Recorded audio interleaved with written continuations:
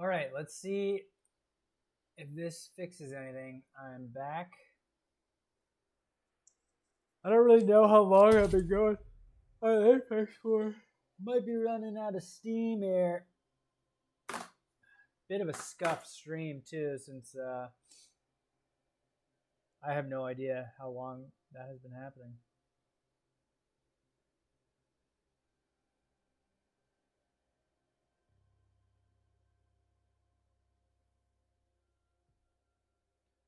Test one, two. Test one, two.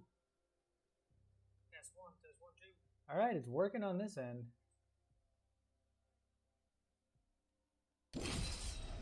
Oh, hot damn. This is my jam. Keep me partying till the AM. Y'all don't understand. Make me throw my hands in the air, air. Shit, didn't mean to open that.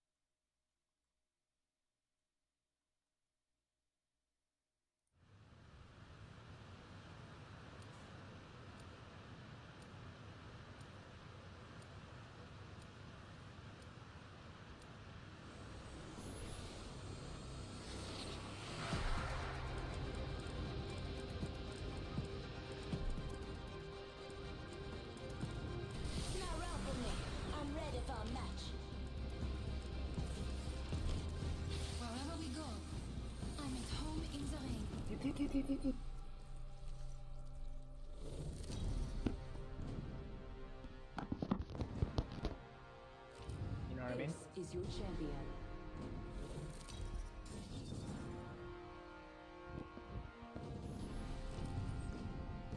I'm the jump master. Oh, I think we're going hot here. Trust me, we want to I think we're land dropping. Stop, drop, and roll, you know what I mean? Allons-y.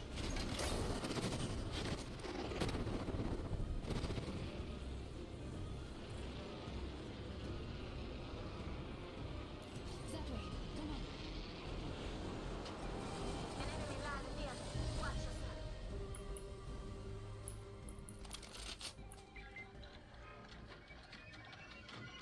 Weapon enhancement complete. Now for some field tests.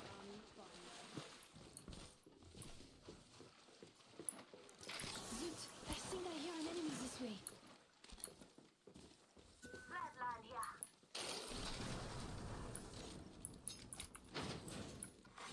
Attention. First blood. First blood. Good thing it's not us.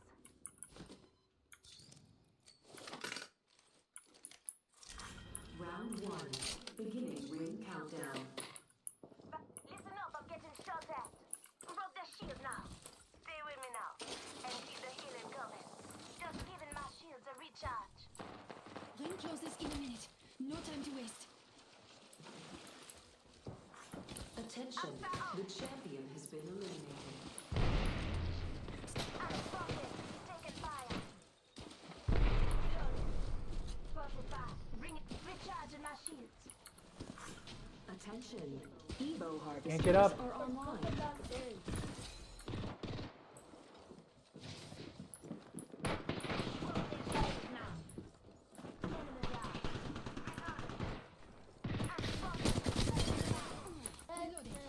The whole squad's been shut down. Good job. Reload. Planting fences. If the fence gets crossed, we'll know. Planting fences. Stay with me now.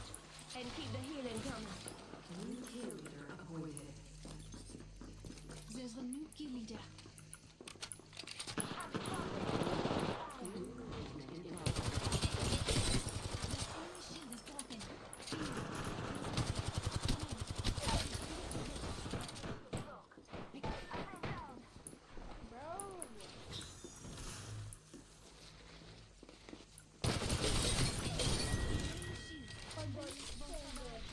That squad is all down. Bruh.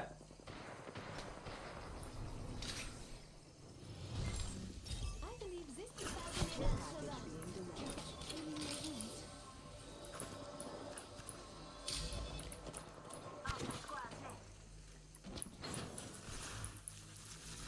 Adversary enemy.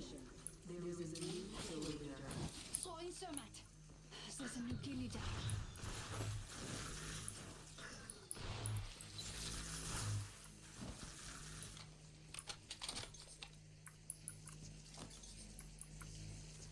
I'm gonna push over there. We are not alone. Look over here. Recharging my shields.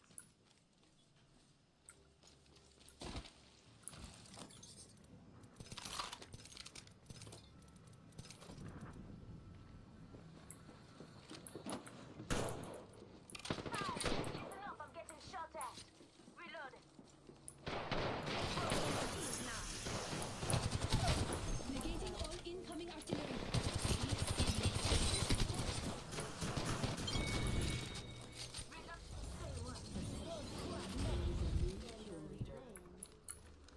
You're the kill leader. Keep it up now.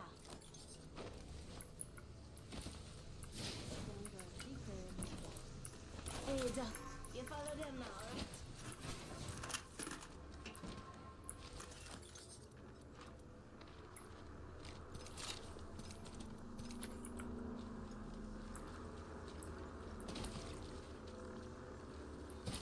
See you later. I can't hear what you're saying.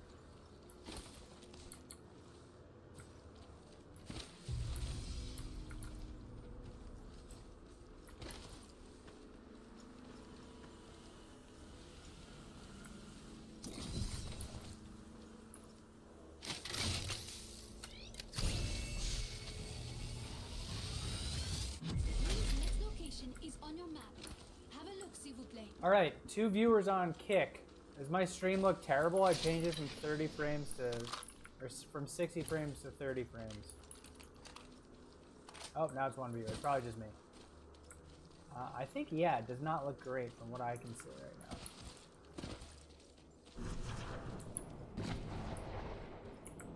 People just hit the rift behind us.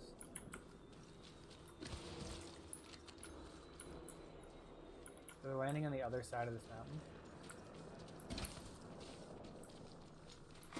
Attention. There is a new kill leader. New kill leader. I'll make sure they don't sneak up on us.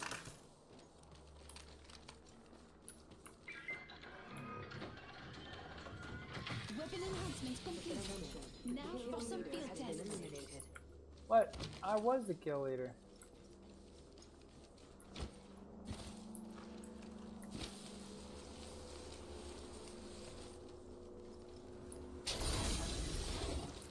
Parfait. I'm at the max level. Excellent. I have an upgrade.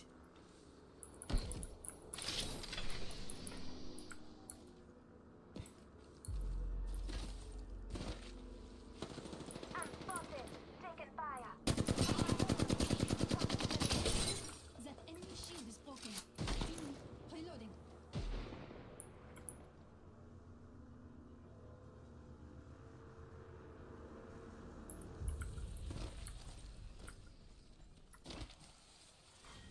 Round 2. Let's go there. Keep moving. Fire. Just give me my shield a recharge. We're in a bad spot. Just stopping up. Can you get up here? Come take the zip line. On its way down.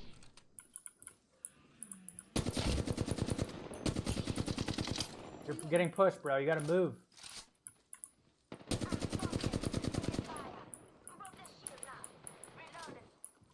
Enemy down.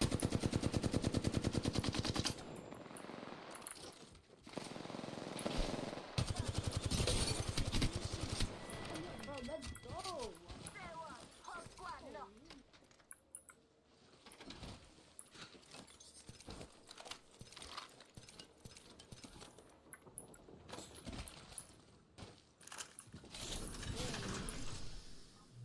Extended light mag gear. Good. Just giving my shield a recharge. Stay with me, Doc.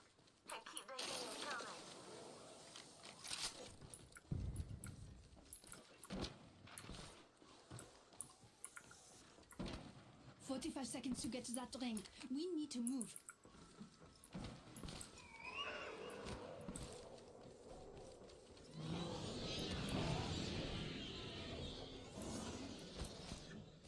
Hey viewer, how does my 30 stream look? seconds till I ring think it closure. looks really We're bad, so right? close. Is the camera any decent?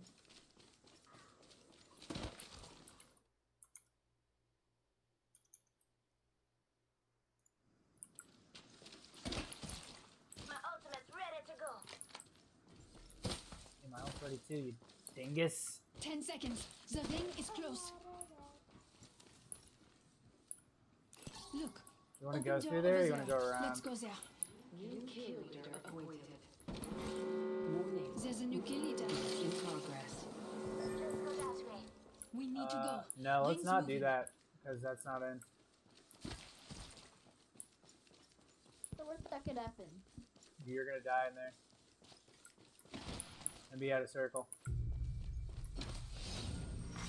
Care package being delivered. Looks like a care package is Oh, coming dumb in. after me. Big things in that. Yeah, I can't hear you. You know what jump master means? Yeah, you jump out of the plane.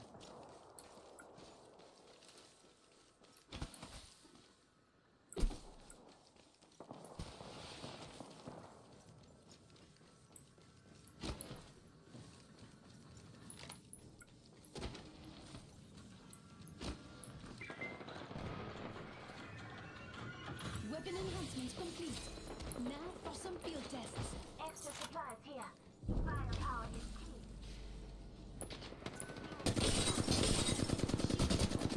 Fini. Firing. Reloading. What's in this? Hard? Attention. Movements have been restored.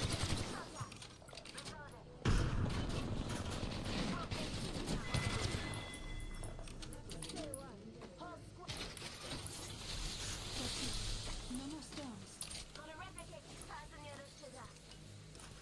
Why'd you feel like how low I am right now? Yeah, I can't hear you.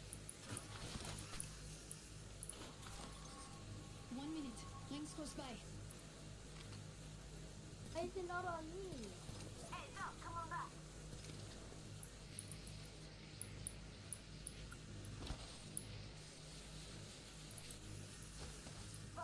Seconds. Rings close.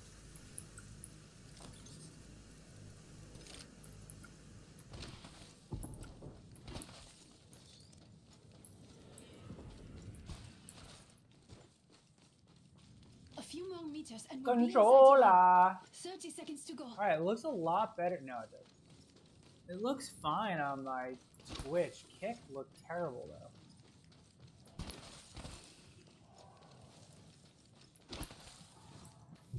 Backpack here. Gold I'll tier. take that.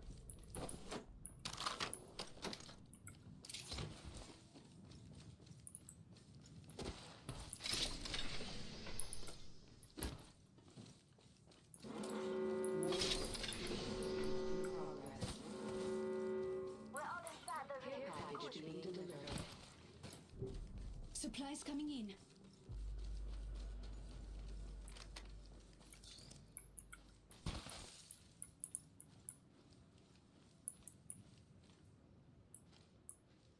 Where are you going?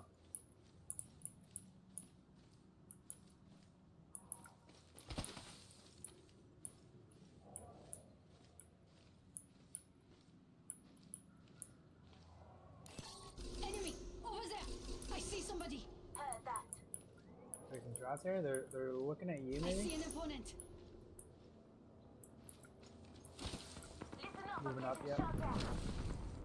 Got my halo here. I'm healing the shield. Almost broke. Inside the ring. Reloading. Look out for the name. Adversary over there. I'm spotted. Taking fire. Throwing an arc star. Look! It's raining. Enemy in sight. I don't know where the other team is.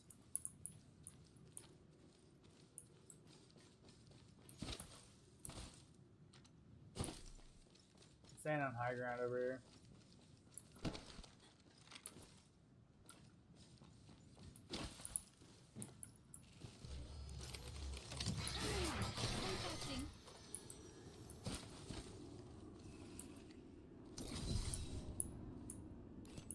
spotted an enemy. They're in this building. Let's go that way.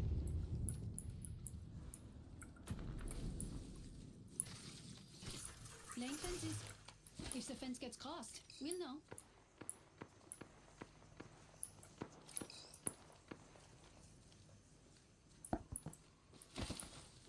Listen up, I'm getting shot at. Just giving my I shields a spotted an enemy. recharge. Tossing a grenade. Oh, that was not close. Bang. Reloaded. Recharging my shields. Reloading. Warning. Movement in progress. We're inside. Recharging my shields. Reloading. Another squad, I'm up. You're in a bad spot. Recharging my shields. Reloading. What do you want to do? I've got speed on. Reloading.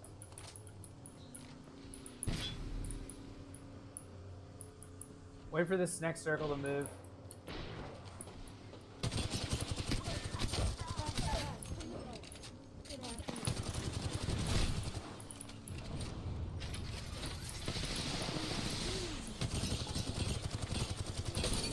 Shield is broken. Hold on. Let me help you. Feels like charging the air. We're in circle here. We're safe. They probably got that res off. Bro, where's your ult? Fiend. Reloading. How do you not have your ult? What the bro? Did you use your ult at one time that game?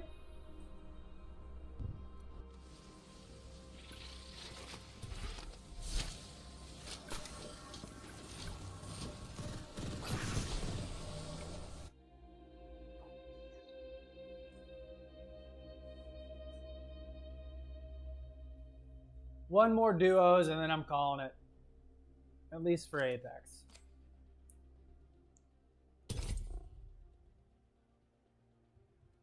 There's already 3? Holy shnikes. I'm 2 hours in essentially with some technical difficulties.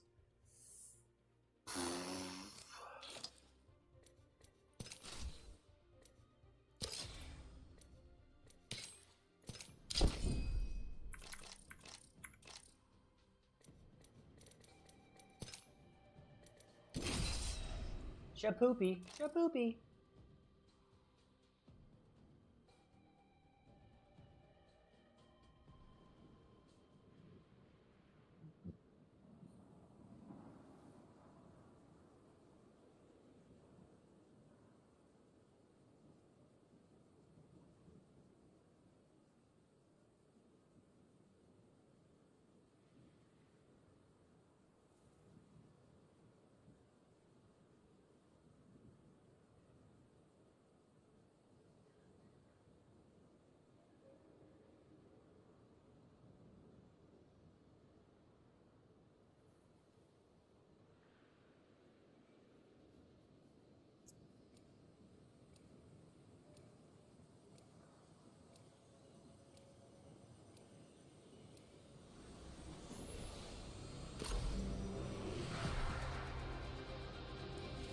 Three words: win and win again.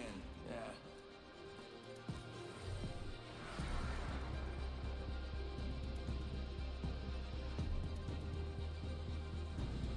Clips are what the civvies use in their hair. This is called a magazine.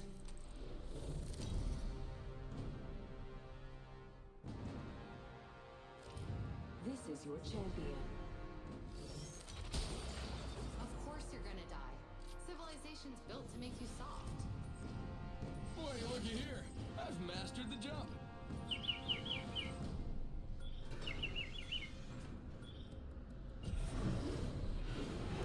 This might be a good place to land, but what do I know? Follow the leader.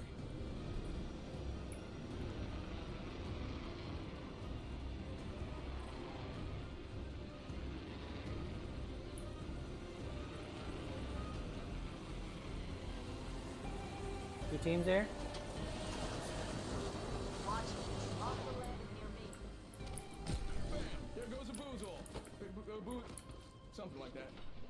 the chimney.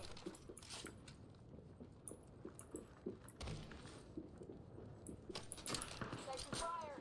Spotted. Double timing it. Giving him the chimney. How many of you? Yeah, now we're. Give me a sec. Recharging shield.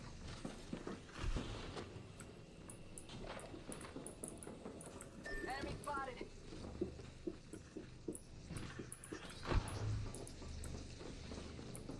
Faking him out with a decoy. Can you break that?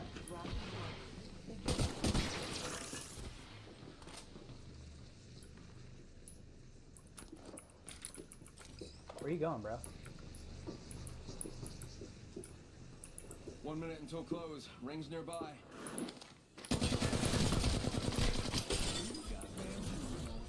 Broken enemy shield. Using the decoy escape. Charging shield. Harvesters are now available. Ambush! Ambush! There's another squad! Gotta patch myself up. Hang on.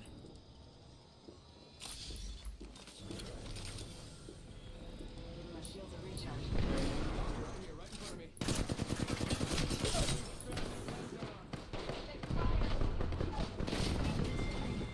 Reloading. Wait, hit the right, hit the right.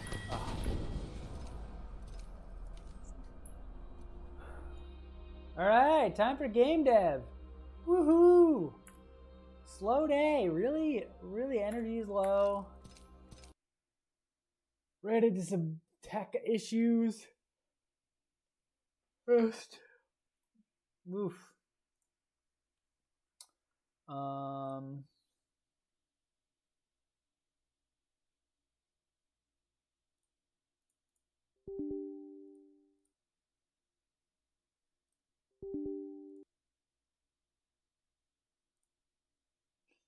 Good news is we're starting game dev, so can do some coding.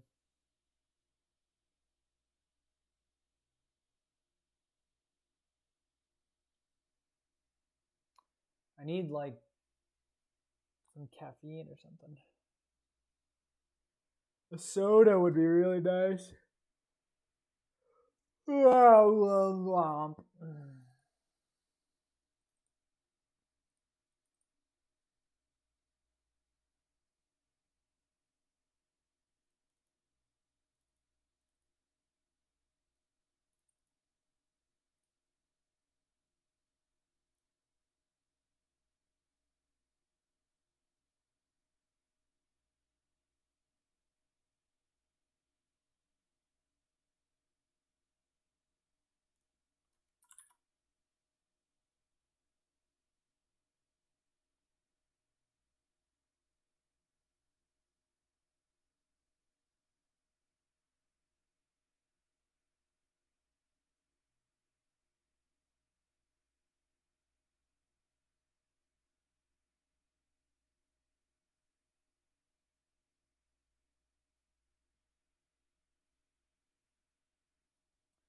Let's change up the stream titles.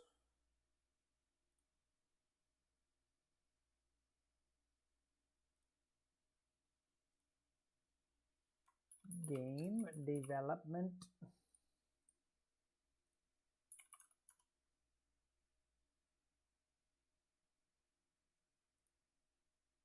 The sound design raw. Sound design.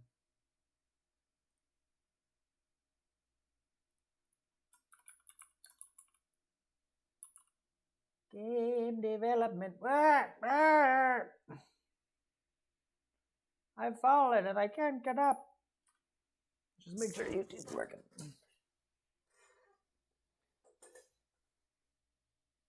PewDiePie is done with Google? Whoa. What the heck?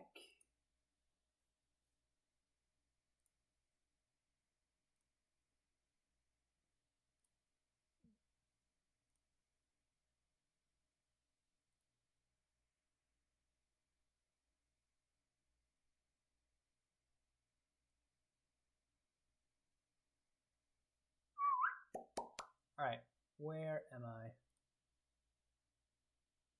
Looks good on Twitch. It doesn't, it looks fine on Kick, actually. I think it's fine. Excuse me.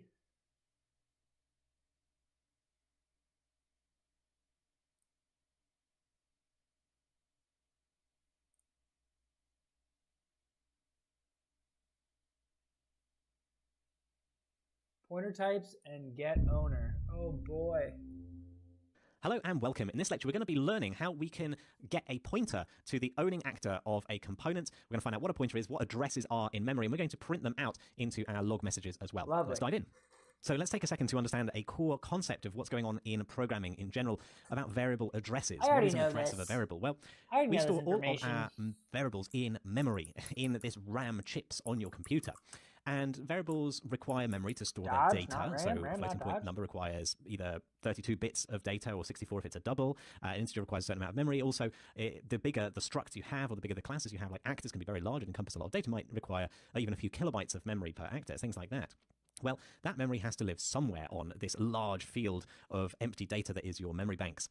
And that location is known as an address. So how does this work in practice? Well, imagine we have this large field of zeros and ones that is the data on your RAM. Well, then the variable, an A-actor variable called myActor, needs to have a certain location within that memory that is allocated to store the data in the actor. So this red section of memory might be where we're storing the data for this one particular actor, and it has an address, usually denoted in binary or in hexadecimal, that is essentially just the location. If you start counting off all the bytes, all the ones and zeros along here, in fact, we don't actually count the individual ones and zeros, we count in steps of 8, but that's not too important. We count the bytes. That is essentially the address where we start talking about our actor. And then each type has a certain size, so we know that the actor would require so many bytes of data, and so that tells us where to find the data about our particular actor. So why is this important? Well, let's have a look at the situation where we might want to make take two actors. We want to have two variables that reference the same data. Well, in the naive case, we would simply just copy this. So we've got a chunk of memory that is allocated to the myActor variable. We've got another chunk of memory that's allocated to an empty variable called yourActor, which we haven't yet assigned anything to. And then what we want to do, because we want them to contain the same data, is we just assign one to the other. And that essentially results in us just making a copy of all of the bits of data that were in myActor and putting them into all the bits that make up yourActor. So this can be a fairly costly procedure because your CPU has to go through and evaluate each piece of memory in the original and put it into the new location, which takes up time. Now, there's a way around this using something called a pointer. So here, instead of storing the entirety of the myActor, we have a variable called a myActor or an actor, A-actor pointer, that doesn't store the whole actor, it just stores the address where you can find an actor. So you can see it actually uses up a lot less memory to store an address. And then what we do is into yourActor, we store the address of myActor. So it ends up pointing to the original actor rather than copying the data over, hence the name pointer. Now, this isn't the actual syntax in C++. In C++, the syntax is much more condensed. We say that something is a pointer by putting a star after the type. So A-actor star means that this is an A-actor pointer. And to get the address of a variable, we use an ampersand. We won't be making much use of this address of just yet because there's a lot of functions in Unreal that return pointers. So we just need to know how to use those pointers rather than create them for the time being. So one such function that allows us to get access to other objects in our scene is getOwner. So where does this apply? When we've got a component, it is owned by an actor. So if we wanted this component to talk to our actor, to get its location, to set its location, and do things like that. Where is the mover, please? Was in the door. And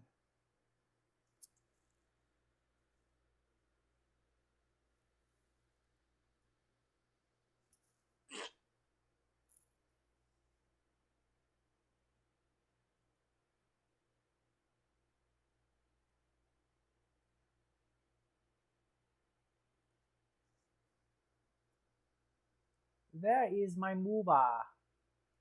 We just live code this.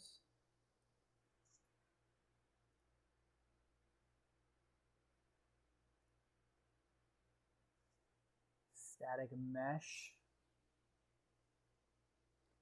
This ain't what I want.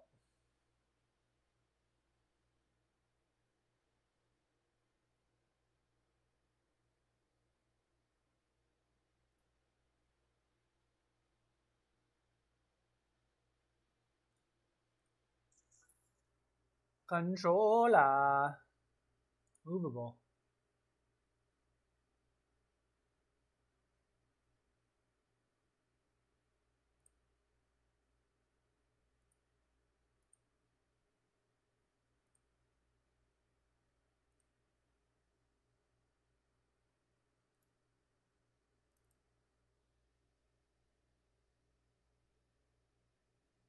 Come on, little homie.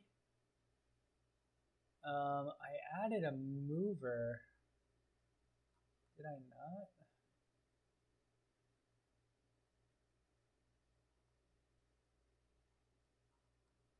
I'm gonna need a backup lecture.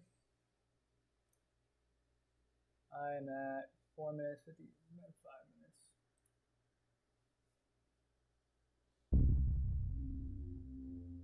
Sam Hello and welcome. In this lecture, we are going to be component, which is a component that. So let's go ahead and hit next. Now we've got to name our component, and we're going to call it simply the mover. And we'll go ahead and hit create class. And instantly it opens up in Visual Studio for me and Visual Studio Code. And I can see that there is a mover.h and a mover CPP, just like previously with the actor, the prefix.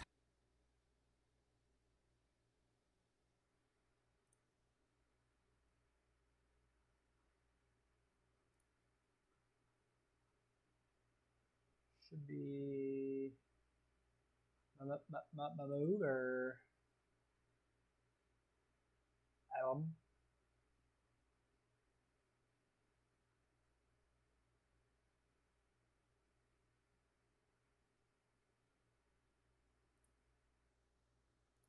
Found it.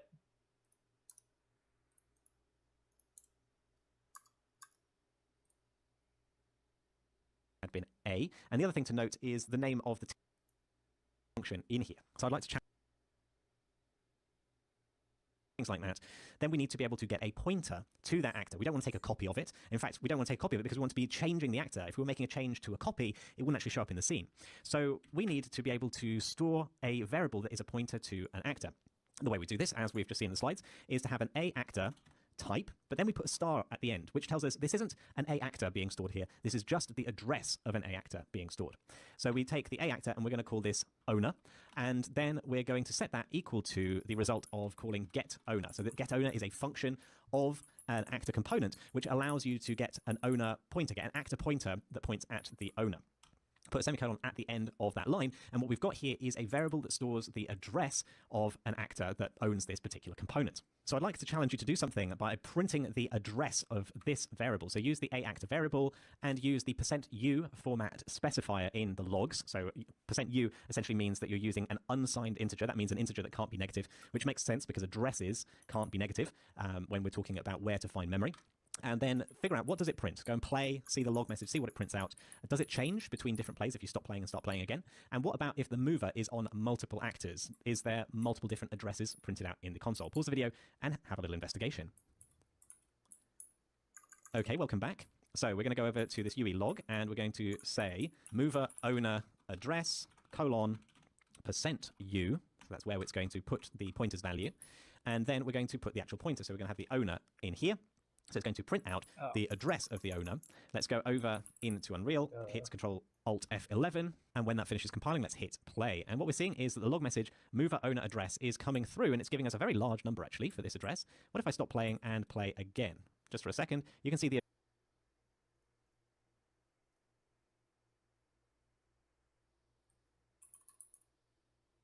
address of the owner. Let's go over into Unreal, hit Control-Alt F11, and when that finishes compiling, let's hit play. And what we're seeing is that the log message mover owner address is coming through, and it's giving us a very large number, actually, for this address. What if I stop playing and play?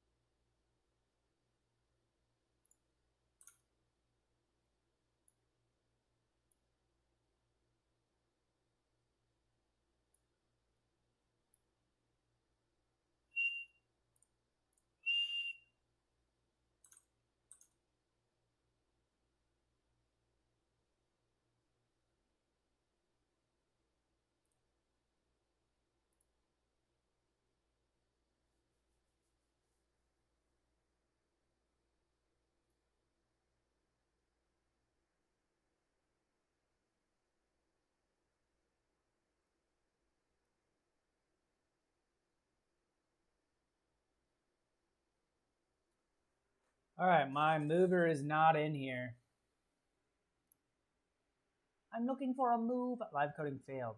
Oh, because it didn't work.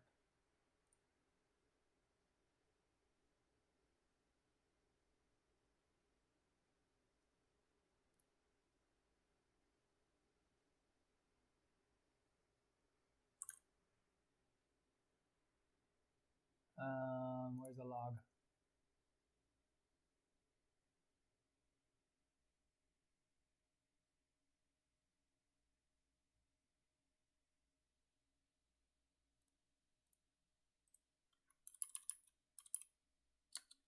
Address, colon, %u, so that's where it's going to put the pointer's value, and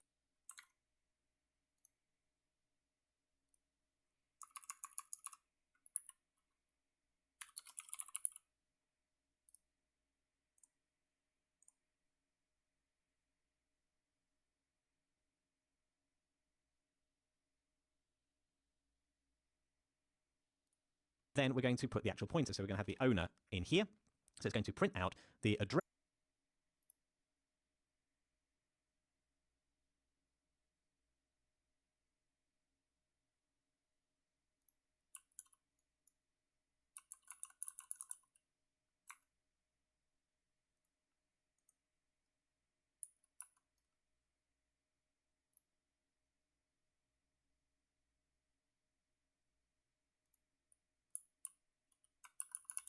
Can't move. Address of the owner. Let's go over into Unreal, hit Control Alt F11, and when that finishes compiling, let's hit play. And what we're seeing is that the log message mover owner address is. So it's compiled, but it's clearly not on this. Get the doorway.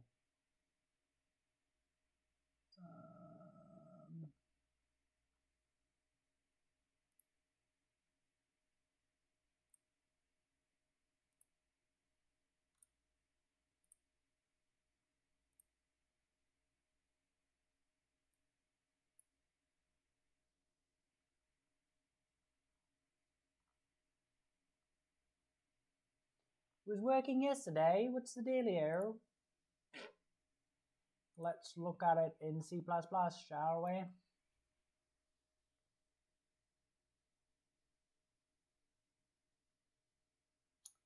Actor.h.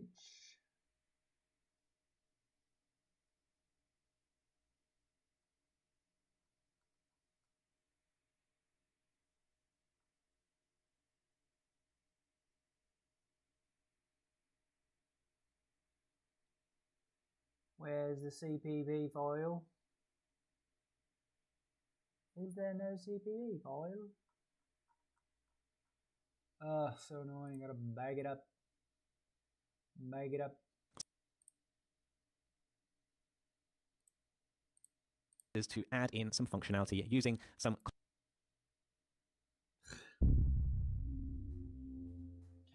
So in the previous sections, we made heavy use of inheritance. Go, go, go, go, go. Inheritance, we know what it is. We know what it is. Composition. Keep it moving. The platypus is an animal. Yes, yes, yes. Yeah. What? What? Using some composition, essentially. Let's dive in and see how this is done. So I want to add a section of wall that disappears from view when we place an object on it. So what I'm going to do here is I'm going to go to the content drawer and I'm going to search for the dungeon wall in here. And I think I want this one with a nice cut out section where I can stick a statuette. So I'm going to drag this into the scene and I'm going to rotate it by 180 degrees and try and position it accurately. There we go, brought it down to the floor level and it's looking okay. Now what I want to do with this actor is I want to be able to add a component onto it that gives it the capability of moving itself. Now, we've dealt with components before. We've added ones already created by Unreal, but we've never made our own in C++. So that's what we're going to do in this lecture. So what we're going to do is go to this Add button, and you can see there's an option within here to create a new C++ component. Now, within here, there are a couple of options for different types of components that we can inherit from, so the different types of component we can build. There is an actor component, which is a component that just sits on an actor, any actor. And then there's a scene component, which is an actor component that also adds in a transform and the ability to attach to other scene components. We don't need this functionality, so we're just going to go for the actor component for now. We will be using scene components later on in the section, though.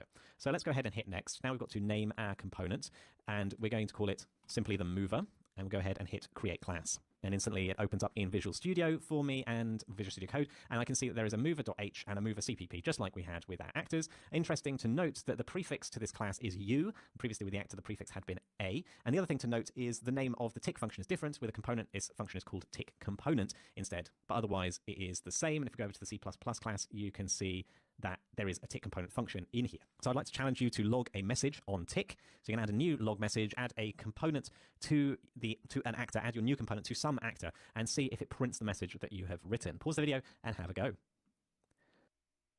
Okay, welcome back. So let's give this a stab. So in the tick component, we're going to type ulog to get the ulog macro to come up.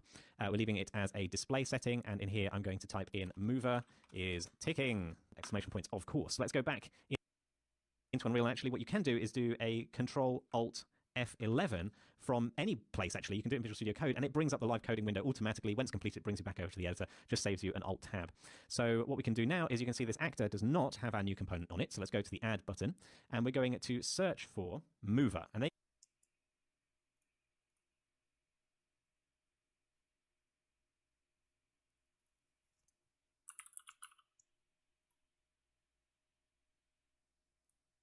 you can see there is a custom component called Mover. If I go ahead and add it, you can see it adds it to a separate section to the static mesh components and the other components at the top. That's because these components here, the ones that are attached to each other, are all the scene components, the ones that have transforms that can be attached, whereas the normal actor components, the more simple actor components, go in a separate section down at the bottom. We're in business, baby. It didn't save. Is coming through, and it's giving us a very large number, actually, for this address. What if I stop playing and play again? Just for a second, you can see the address is quite substantially different. And that's because every time that we hit play, Unreal is creating a whole new set of actors in the scene, basically ready to play, starting from scratch. So that's why we're seeing new address locations each time we hit play. What happens if I went to this pillar, for example, and added a mover component to the pillar as well, and we hit play and scroll down to the bottom of my logs? You can see that there are, each tick, 2 different addresses being printed out here, because there are 2 different actors which are stored in 2 different locations in memory. So these are the 2 addresses, and you can see there's actually quite a few megabytes of difference between these 2 addresses, which just goes to tell you how much information is being stored in memory by Unreal, and also why it's important to be efficient with not making too many copies. That's it for this lecture. I will see you in the next one, where we'll be doing more fun things with pointers.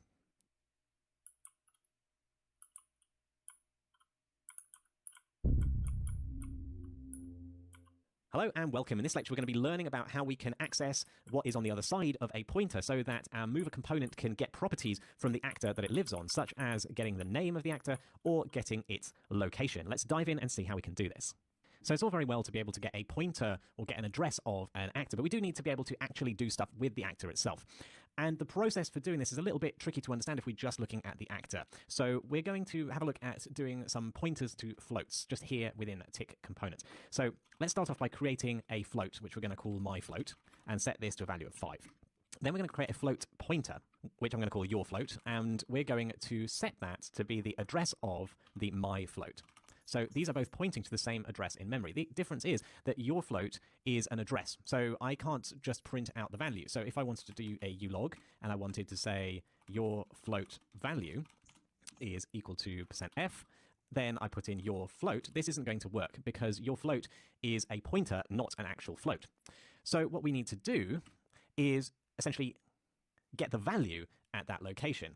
So the way we can do this, if I were to store it in a new float variable called float value, then I use the dereferencing operator, which is actually a star as well, and we put this before the thing that we want to dereference, so we then give it a pointer to dereference, which in this case is your float. Now, it's a little bit strange that we use these stars in 2 different contexts. So one, we are using the star after the type, which tells us that it's a float pointer, and when you're using it with a type, it means that it's a pointer. When you use a star before a pointer expression, what you're doing there is you're saying, get me the value at this location. So then that gets the value and copies it into float value, and now float value we can just print out like so. So with all those contortions, let's go ahead and compile it and see it in action. Let's hit play, and sure enough, it's saying your float value is 5, which is the value we had originally. Now, usually we don't store the intermediate value in a variable because that's wasteful. It's creating a copy that we don't need. So what we can do instead is just use that directly in the expression where we need it. So your float value would be star your float, like so. And that's going to work in exactly the same way, except this time it doesn't make a copy into a needless variable. Now, suppose we wanted to get the name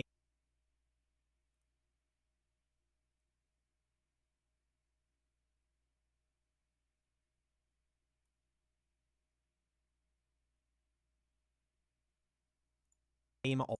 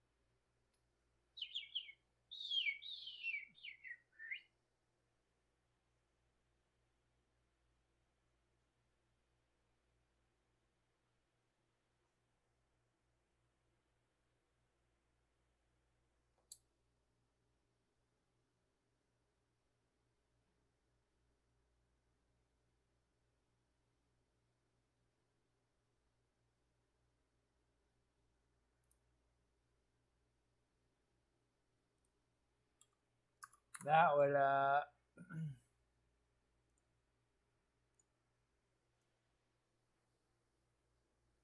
that would explain it.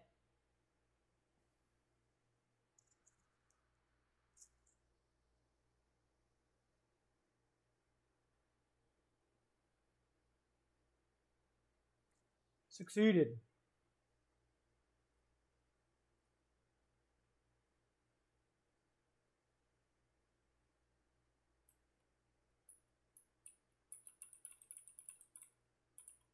I can't move. Of the owner actor here. Well, the way we would do this, let's remove this stuff that we were doing with the floats, is we would dereference that owner pointer. So we do star owner, which actually gets us to the actor itself. Then we can put a pair of brackets around the owner, and then we can do a dot. So we've got the actor out of this expression. Now we can use a dot to get something in from inside the actor. So we can do get actor name or label, which is going to return us a f string. So we can do f string name equals to this, and then we can print out mover owner %s, and then instead of using owner here, we're going to do star name, remembering that we need to put the star in front of a name. That's yet another use for that star operator. We've already encountered 3 of them. One is with this string. That's the first time we've seen it. Then it's here with the type, and it's also here for dereferencing. Lots and lots of uses for exactly the same character, but that's how it is with C++. Let's go and try it out and hit play. And now you can see that it's printing out the name of the actors that the mover is attached to. So we've gone, reached through that pointer with the dereferencing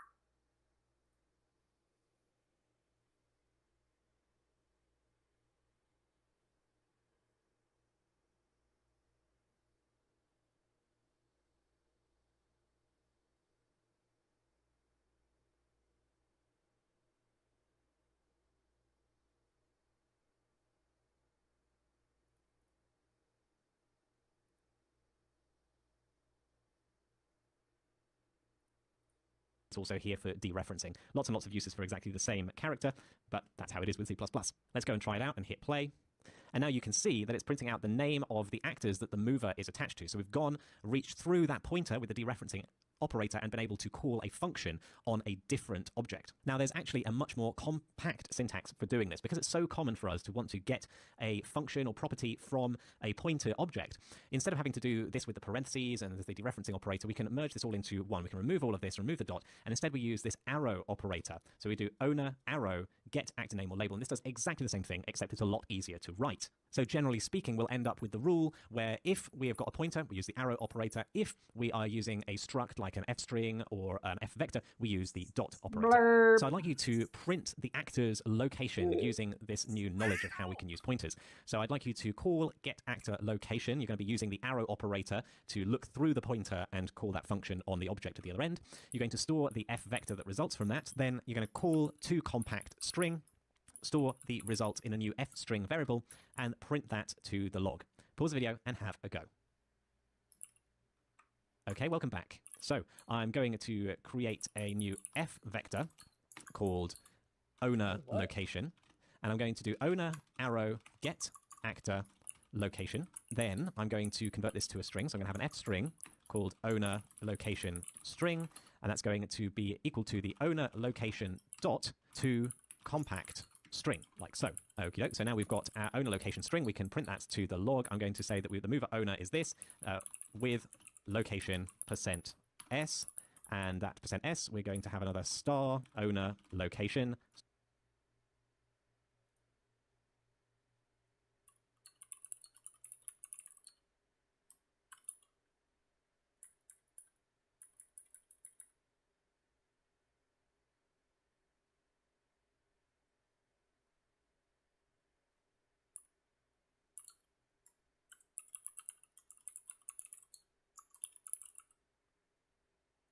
String, like so, and then hit Control-Alt F11, and we'll go ahead and hit play. And there you go.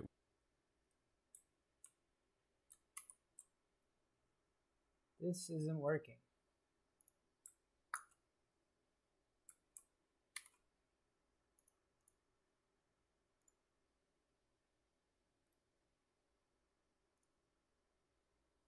Give it up.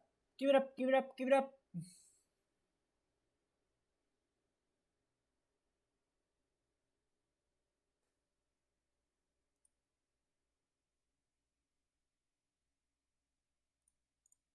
We have got both the name of the actor as well as its location printed out as a string. So now we can see the power of having pointers and being able to call functions on pointers. It allows us to communicate between different instances of classes and makes our objects far more useful. I'll see you in the next lecture.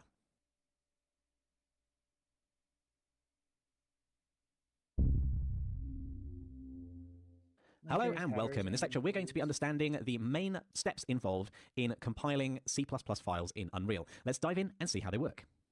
So it's soon going to be time for us to start using code from the outside, from other files, and we need to learn how this works in C++. To do that, we need to take a little bit of a detour and understand in more detail what's going on when we compile our C++ code into binary. So here are the compilation steps that are used. We start off with your code, your C++ files, your header files, all in various text files. These get fed into a tool called the Unreal Header tool. Now, this tool is responsible for taking all the Unreal-specific pieces of syntax and using them to generate more C++ code. So let's have a look at some examples of where we've got this Unreal-specific syntax. This U class, in capital letters, that is Unreal-specific syntax, and so is the CryptRaider API thing here and the generated body there. And basically what's going on here is the Unreal Header tool will see these different pieces of syntax in your code and go, okay, I need to do my job, I need to go in there, I need to add a bunch of stuff. It's going to replace your generated body with a bunch of code that makes our lives easier when using Unreal. It also does things like the U properties and U functions. It adds all the stuff that it needs so that it can communicate with the Blueprint world. So that is the first step. It converts all of its Unreal-specific stuff into actual C++. Once we've got the actual C++, we can then feed it into a standard C++ compilation process, which takes 3 steps. The first is to deal with the pre-processing step. So this doesn't actually touch any of the C++ syntax, and actually only deals with lines that start with a hash. So we've got a few of these pre-processing directives. These are dealt with by the preprocessor. The next step is what we actually call the compiler. It takes our code and it converts it into executable binary, but it doesn't quite complete the step because it only does it on individual C++, what are known as translation units, basically C++ files. So it takes a C++ file and it translates that into binary individually, each individual C++ file. And then the third step is the linker, which brings all of that together and outputs an executable that we can actually run, a single executable. So let's have a look at these standard compilation steps in a little bit more detail with an example file. So imagine that we had a game.cpp, and it's a very, very simple game because all it does is add 1 and 1 together. But to add 1 and 1 together, it is having to use a function that's declared in a different file, in the math.h. So the math.h declares add, but it doesn't actually define what it does. So that is done over in the math.cpp, and you can see it's a very simple implementation indeed. Now, what happens at the preprocessor step? Well, like I said, it deals with any preprocessor directives, which are things that begin with a hash. So the hash include math.h basically means just copy everything in math.h into here. So what it does is it takes these 2 files and it combines them together to create a new output file called game.i, basically game.include, and you can see that it has included the definition from math.h and it's replaced the hash preprocessor directive. So now game.i has got a definition for the add operation. And then we run the preprocessor on math.cpp, but because it doesn't have any preprocessor directives, basically nothing is changed there. The next step is the compilation. It's probably the most important and complicated step because what it does is it takes that C++ in each individual .i file and converts it into binary. But it's not complete binary because, for example, my game doesn't actually know how to implement add. It just knows the shape of that add function. So that needs to be filled in later, and that's filled in by the linker. So the linker is going to take the binary created for the game.obj file and the binary created for the math.obj file and bring them together to make a game.exe, which combines the binary for both, and finally is a complete executable that we can actually run because it's got the definition for everything it needs. Now, why do we have such a complicated process? The idea here is that it speeds up our compilation time, because if I only made a change to game.cpp, I don't actually need to run the entire compilation process. All I have to do is run the bits involving game.cpp. So I'd run the preprocessor only on the CPP, then I'd run the compiler only on the game.i, and then I can reuse the math.obj file from before. I don't need to recompile it because nothing has changed in that. Similarly, if I only change math.cpp, I wouldn't have to recompile the game.obj file, which is why this is a more efficient process and why we're doing it in the first place. So I'd like us to do a little experiment and try and figure out, why do we include mover.h in our mover.cpp file? What's the reason for it? Why can't we just compile the C++ file without including mover.h? move.h. So the experiment we're going to do is we're going to comment out the hash include line, so using a double / to make a comment in front of that line, which will basically make it get stripped out by the preprocessor instead of the preprocessor replacing it with the contents of the file. We're then going to recompile, and I'd like you to have a look at the error messages that come out and see what it says, to see if you can try and understand what it is that we're including this mover.h. Wait.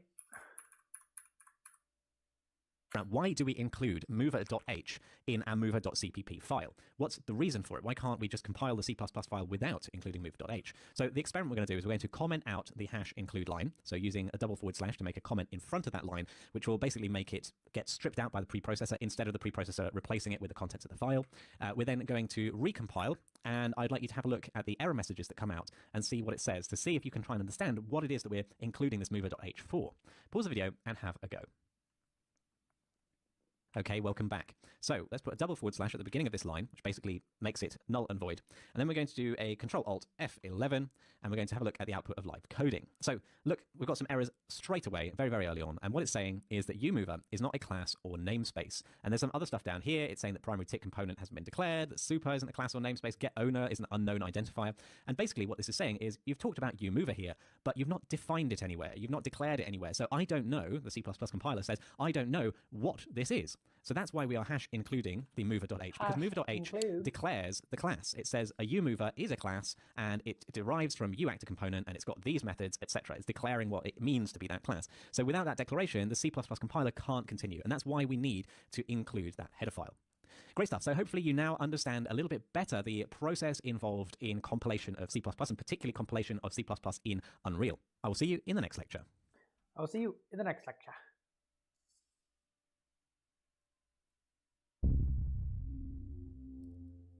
Hello and welcome. In this lecture, we're going to make our mover do some moving by checking a checkbox. We will enable it to move and move at a constant speed. And we're going to be doing this using some library functions this time from within Unreal. So it'll put all of our knowledge of header files and includes to the test. Let's dive in and see how it works.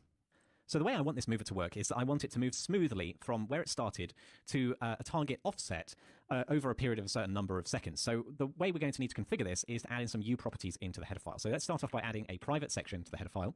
And then we're going to add a U property that's going to be edit anywhere, which is going to define the offset, the move offset. So how far this mover should move when activated. So the way we're going to do that is we're going to use an F vector, and we're going to call it the move offset, like so. I won't give it a default value. We'll do that in the editor. Then I'm going to create another U property, which is again going to be edit anywhere, which is going to be the amount of time it takes to move to the target. So we're going to have that be a float, which is move time. I'm going to set that at a default value of, say, 4 seconds. Now, there's one more thing that I want to put in here, which is a Boolean, just for now, which is going to allow us to activate the mover so that it's going to move down when we activate this Boolean. So let's create another U property, again, edit anywhere, so that we can edit it even while we're playing. And this is going to be a Boolean saying should move, and by default, it's going to be set to false. So when we check this off in the editor when we're playing, it's going to go and move to its target move offset. Now, previously, when we had a moving component, we did all the steps manually, but I want to show you that there's actually some functionality built in to do a lot of the calculations we need. It's built right into Unreal, and there's a function called vinterp_constant2. And what's interesting about it, let's have a look at the remarks. So it interpolates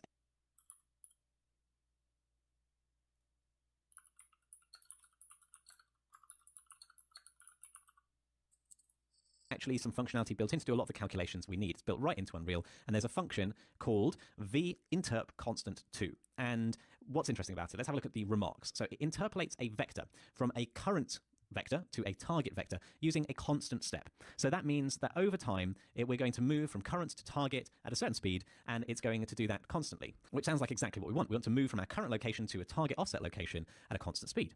Now, you can see, if you have a look at the syntax for this function, you can see that it has a return type of f-vector, so that's the new location that it's interpolating.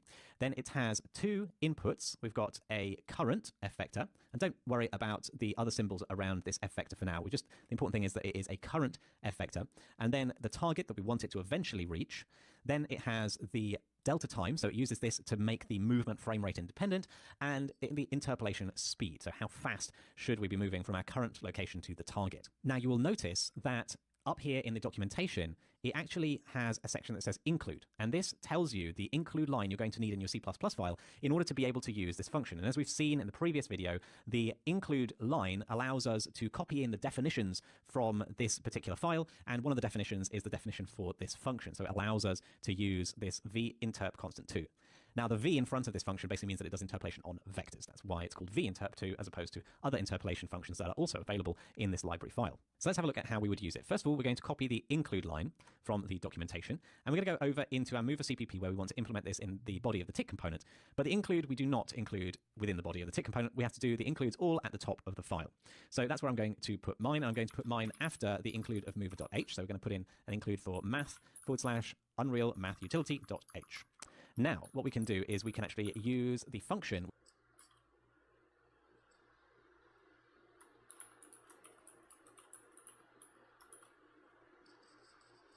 include for math/Unreal Math Utility.h. Now, what we can do is we can actually use the function within our tick component. Let's just get rid of the code that we've already got in tick component because we were using that to understand how to call functions on other actors. And what we need to do is if you scroll up, you can see the way to call this is fmath::, vinterp constant2. So we're kind of doing this : operator that looks inside the fmath class, which organizes together all these math utilities. So we're going to do fmath::, and here you can see a bunch of autocomplete coming up for different maths functions included in that header file that we've just included into this file. So you can have a look through, see any of the interesting stuff is in here. I can see a bunch of interpolations, circular interpolations, etc. But we wanted the vinterp constant2, and we can hit tab to complete that, and then open some parentheses, and we can see the arguments that we need to be passing in: the current, the target, delta time, and the interp speed. So let's start creating some variables to hold some of these. So first of all, we need an f vector, which is going to be our current location, and we're not going to set that for just yet. Then we're going to have an f vector for the target location, and then we're going to get a float for the speed. And we're going to have to calculate each of these individually to figure out how we can make this movement happen. So the current location is going to be relatively straightforward. We need to get the current location of the owning actor. So how do we do that? Let's replace this semicolon with an equal sign. Then we're going to do a get owner, pair of parentheses. Then we're going to do arrow. So we're going to be calling a function on the owning actor. And we're going to do get actor location, and then a pair of parentheses and a semicolon to end it. So that gets us the current location of the owning actor. Now, what about our target location? Well, we know that we've got a property called the move offset, so that's going to be involved here, but we do need to add the original location to this move offset. So for that, we need to capture the original location in begin. Where did I make move offset? It's supposed to be in mover.h. No, it's here. Play. So we need a variable to store it in, so let's go over to our mover.h, and it's not going to be an edit anywhere one, so I'm going to put it under our uProperties. It's going to be an f vector called original location. We're not going to set it to anything here. Then we're going to go over into our mover CPP, into begin play, remove this comment line, and put our own code, which is going to be that the original location is equal to get owner, parentheses, arrow, get actor location, like so. So now that we've got our original location captured in begin play, we can use it in tick. So we go over into tick, and we set our target location equal to the original location plus the move offset. So that's our target location. And finally, our speed. Well, this is essentially the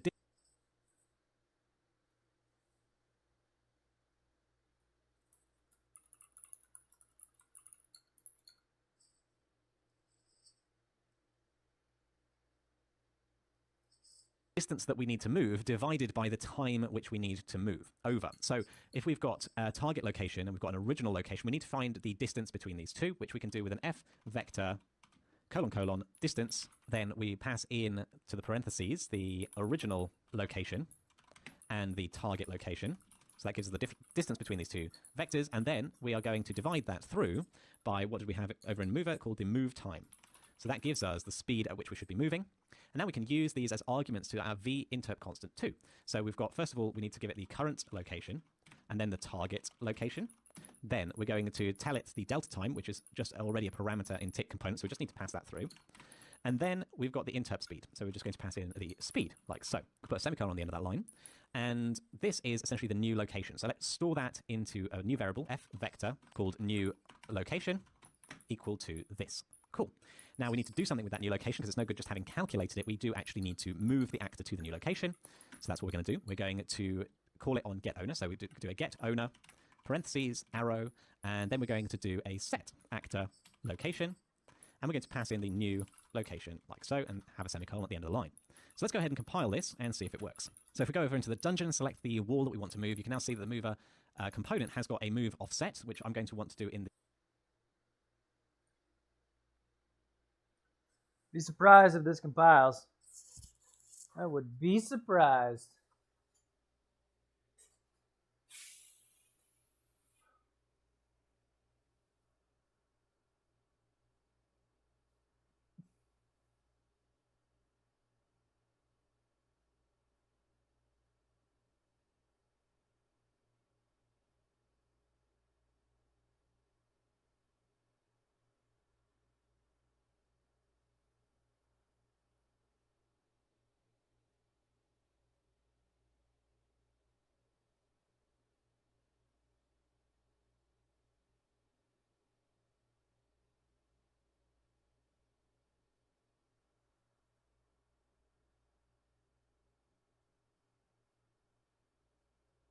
We're getting hung on something.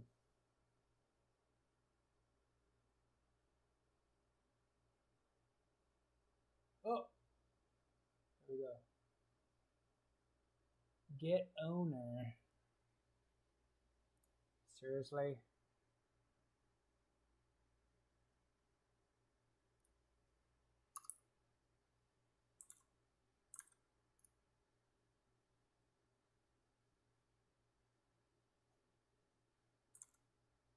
Where is this one?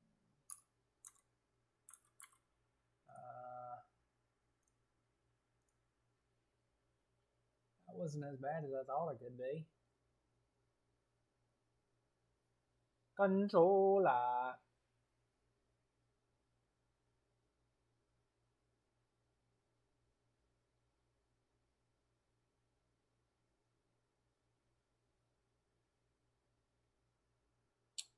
Failed. Oh. How did I not fix this? 41.2. I thought I did. Control Alt F11. Oh, I don't know.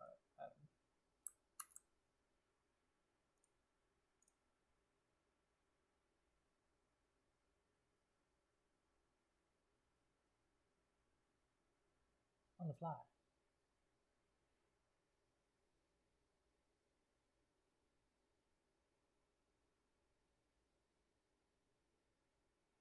Yeah, buddy.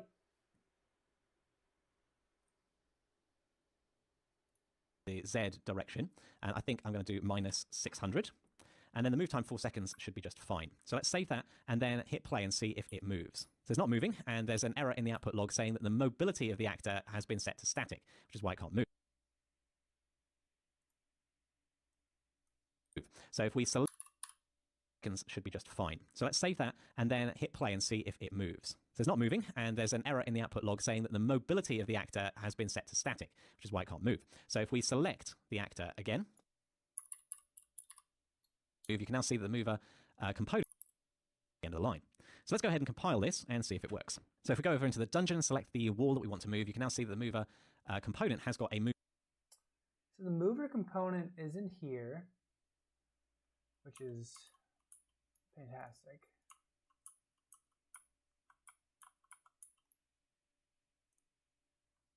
Don't need to re-add this. Save.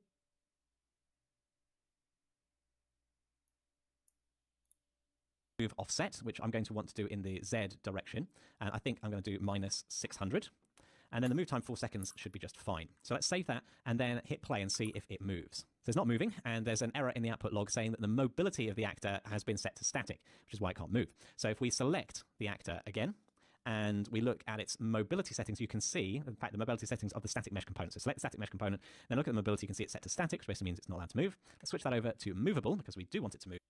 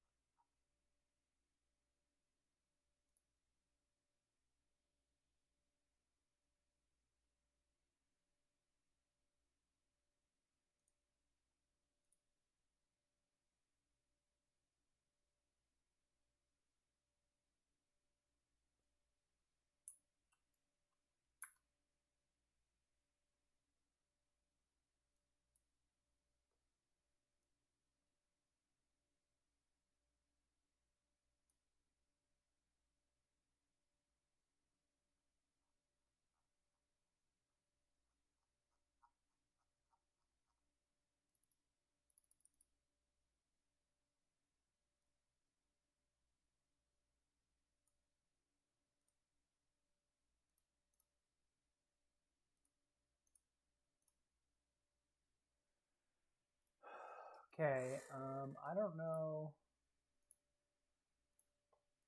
Did I?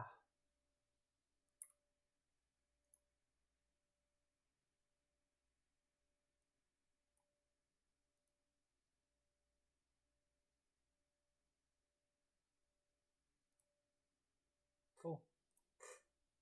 And then let's go ahead and hit play. Now you can see in the darkness that the wall was going down, which is perfect. I do think we've got a mover somewhere else in our scene, up on this pillar here, that it's also trying to move, so let's not do that. Let's delete the mover component that we added in there just for testing, and it should give us no errors in the output log. If we go ahead and hit play now, we should just have that wall going down to its target location. So let's challenge you to make it move with the Boolean that we created, that U property. So you're going to wrap the code in an appropriate if statement and the appropriate code so that it only moves the platform when that Boolean is true.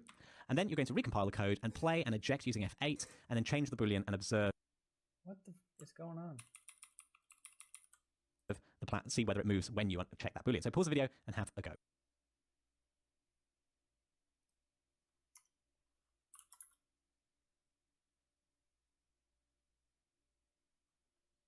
Where's my bool?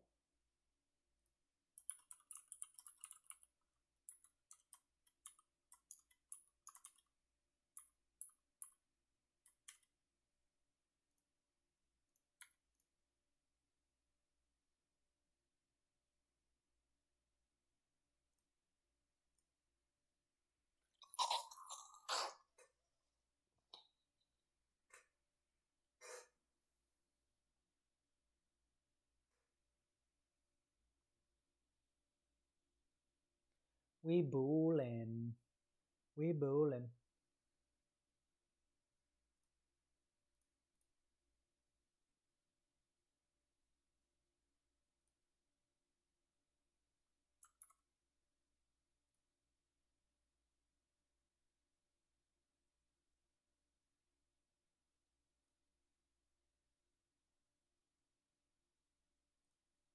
Yeah, buddy.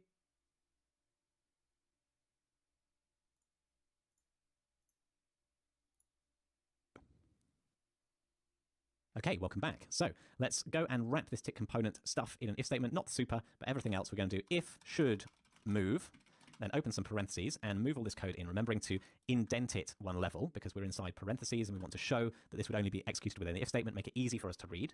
Control Alt F11 to compile, and then we should be able to go and hit play and hit F8 to eject if we have got our mouse captured. And then we're going to go in to have a look at our outliner. We're going to try and find the wall, or we can just click in the scene, and then we're going to select our mover component and check should move. And there you go, the wall starts to move when that happens. Great stuff. I will see you in the next lecture.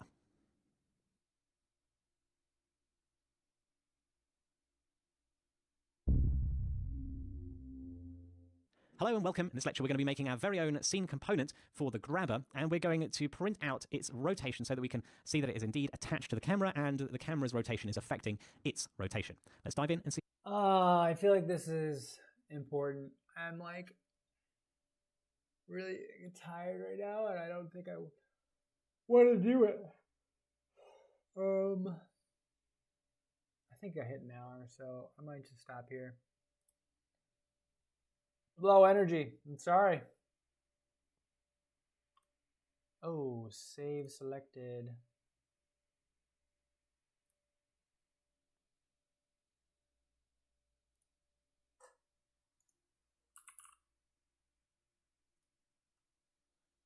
There's a good chance I do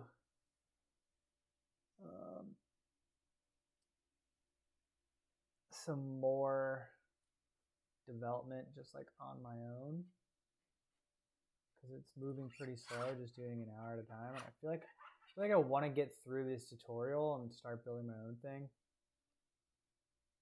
Not that like I think this is still really good, it's just I do have an idea, and it's like I would like to start progressing towards that idea, but I mean I could just do it.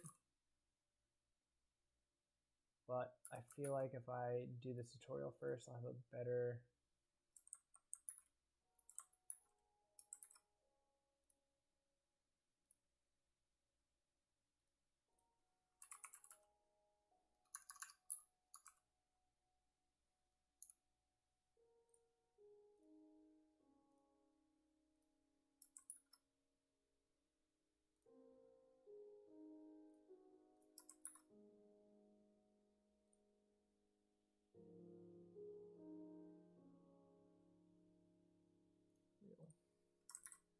Alright.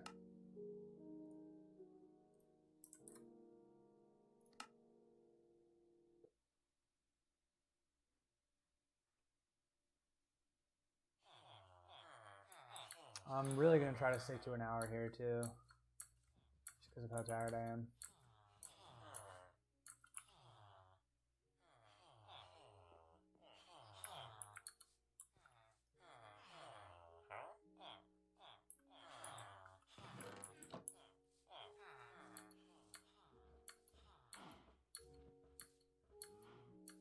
Let's go get my elytra.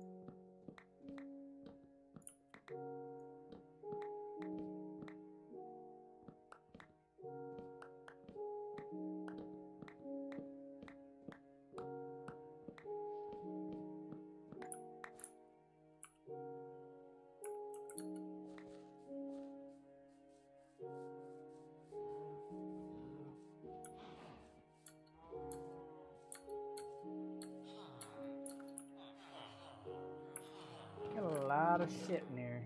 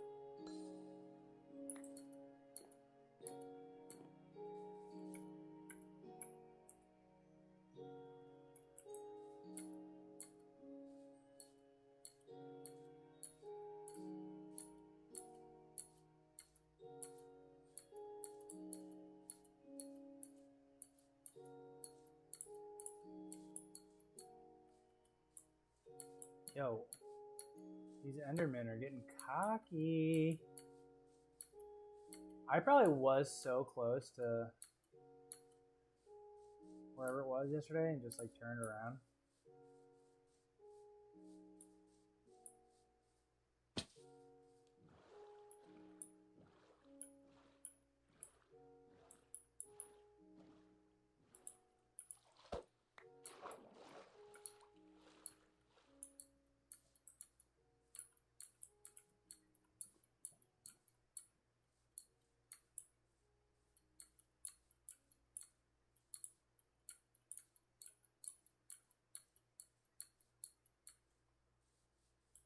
Do a little dance. Make a little love. Get down tonight. Why is there a zombie making noise? Get down tonight.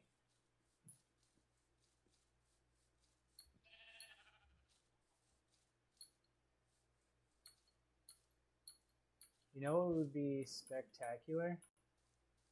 Fuck you. Did I just lose that shit?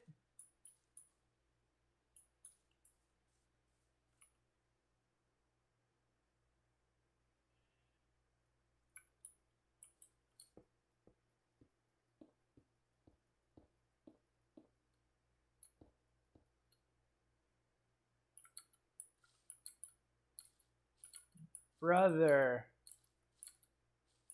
I'm going to lose my mind. Fuck you, I suck.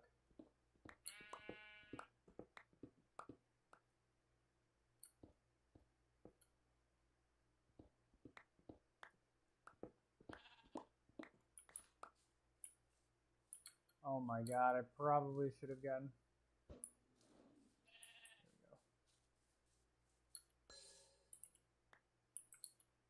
Alright, it's gotta be around here. I don't necessarily need it. I just want it.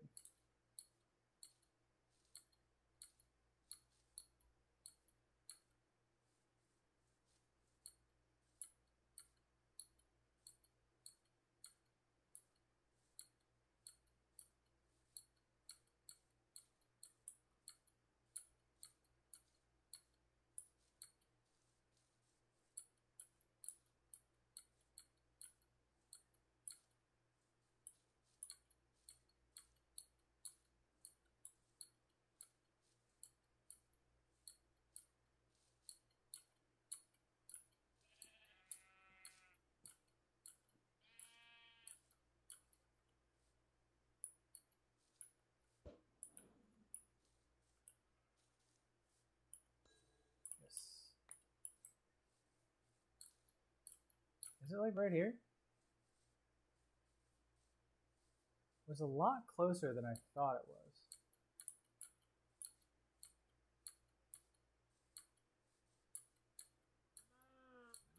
It's gonna be over there. Oh, shit.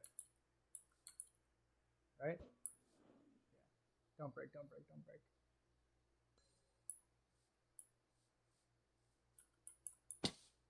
Ow! Ow!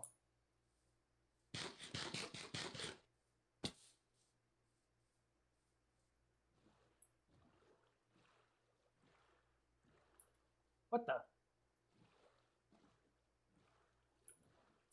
Ouch, Charlie!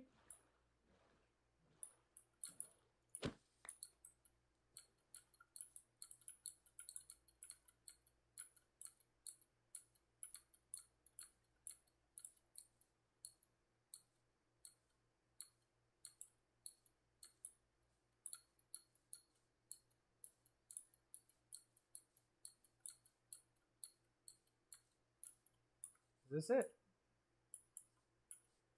No. Fuck, do I have a water bucket? I do.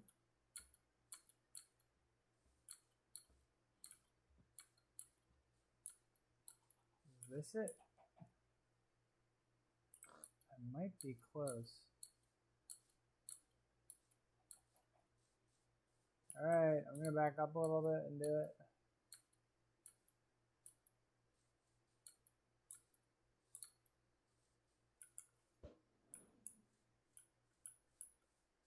Don't break, don't break, don't break. Yes.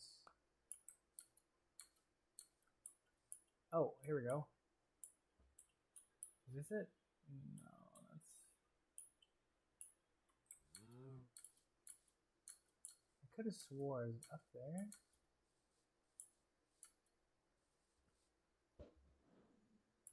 I knew it.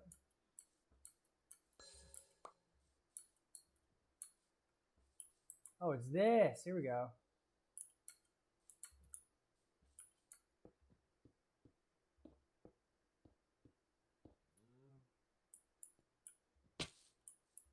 All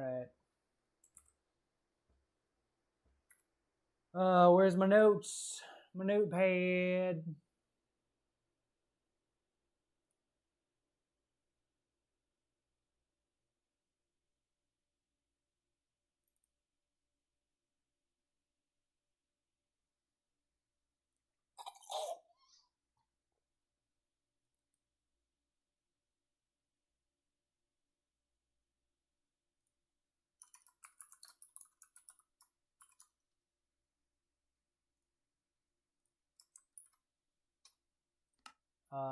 Minus 1691, minus 1327.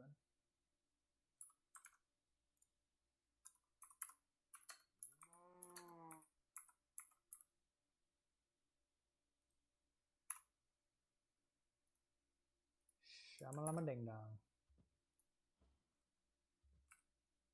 minus 16, 91, 13, 27. Lovely! Now let's do this.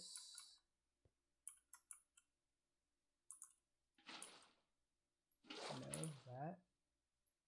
Why is that happening?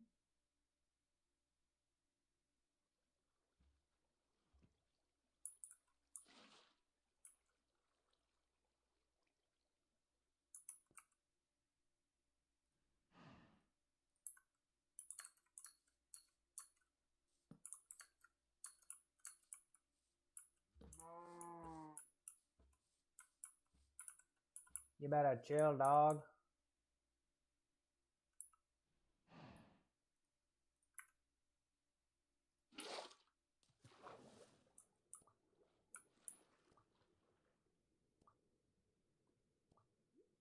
Oh, homie. Oh, shit. Am I gonna die here? Keep going, little bitch. Holy fuck. No, I'm chilling.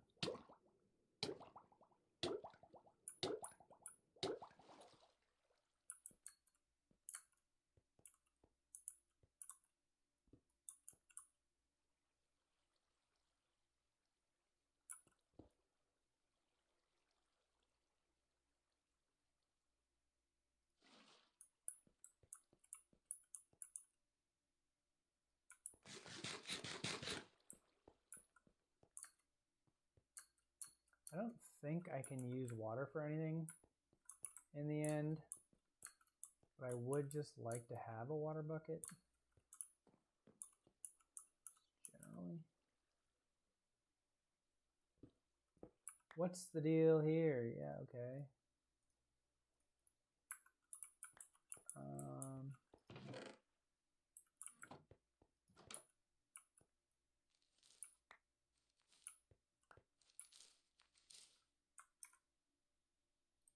I don't know why Minecraft is doing that.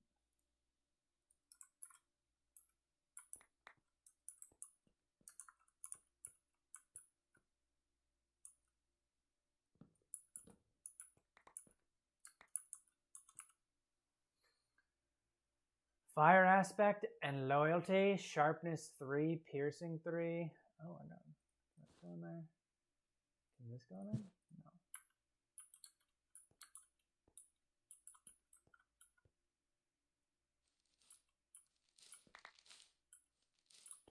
Where's the ladder?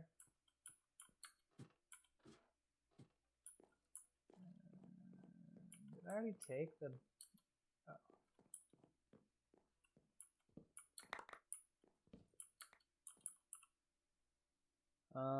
What can go in this bundle?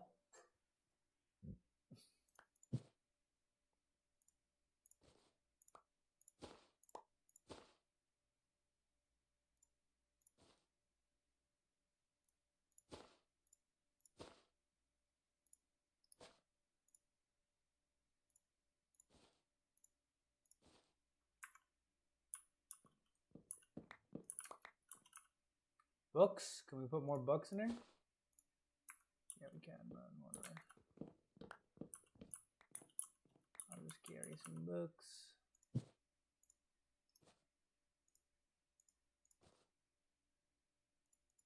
Don't need those emeralds.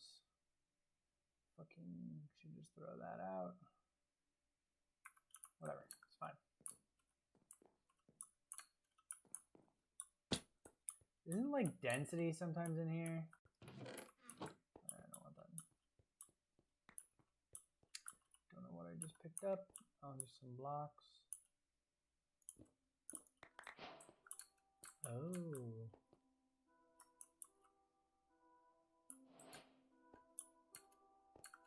I mean, yeah, do I want to explore this a little bit? No, let's just go get the freaking elytra. Where is it again?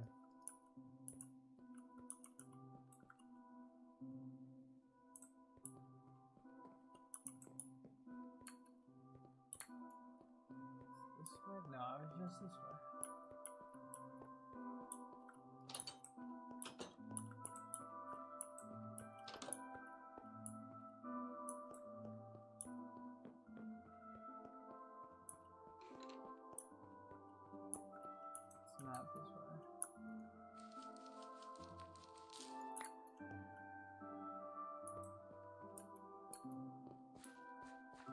is it?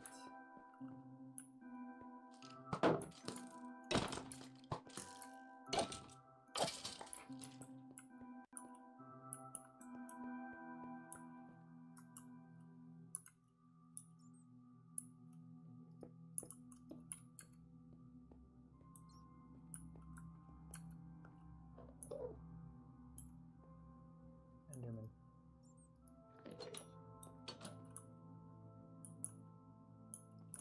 Hey.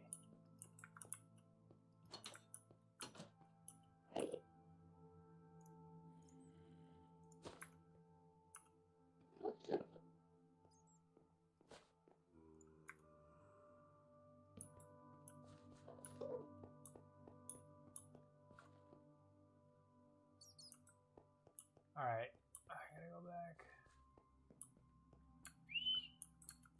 Jesse, we have to cook.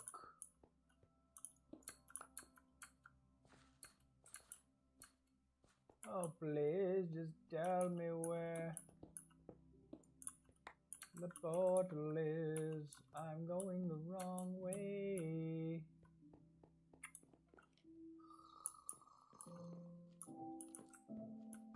Brother.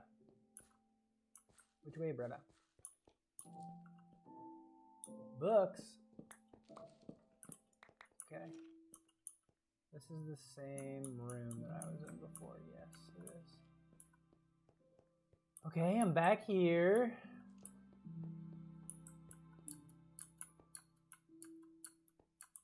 How did I find it so easily last?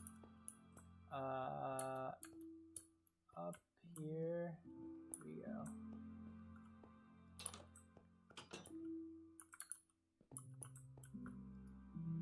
Oh, fuck! I didn't mean to reset put my respawn point there. But sure, we can dump a lot of stuff here because I'm gonna need the space.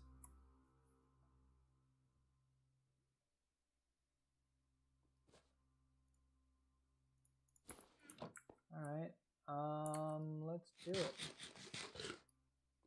Ain't nothing to it but to do it. Don't quite know what I'll do with that, but slurp. I'm gonna need to get some ender pearls.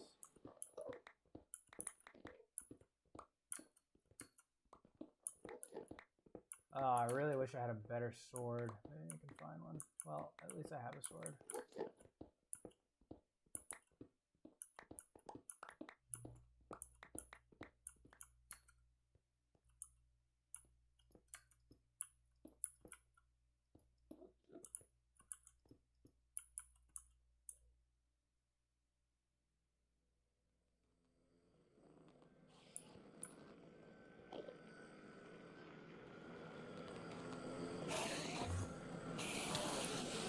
Holy hell, how are you fucking hitting me?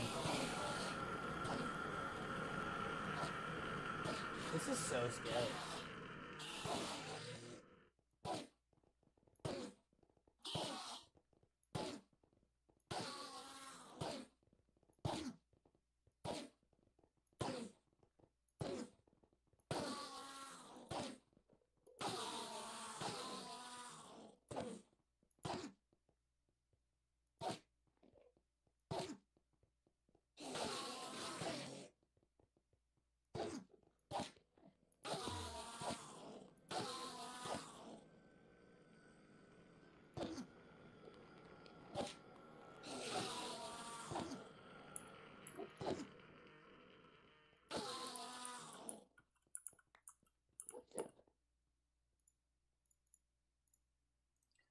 Probably not gonna use a shovel. Probably will keep the axe out. Definitely want some. Probably not gonna use those. Probably not gonna use the lava bucket. Plenty of time to get some more, but might as well get like some stack of doodles. Oh, you know what I'm gonna use? This.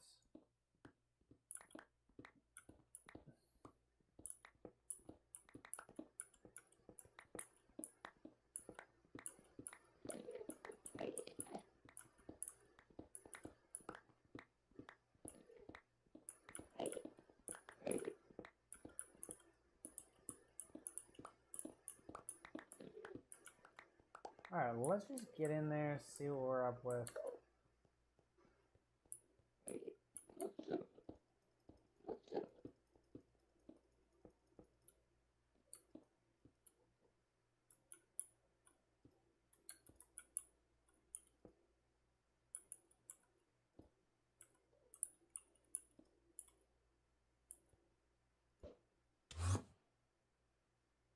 Mama.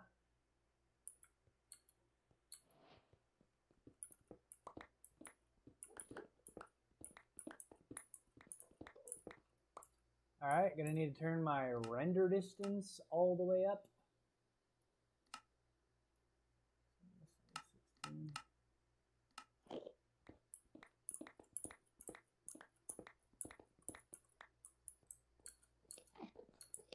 Do I want to just like look on chunk base? I think maybe.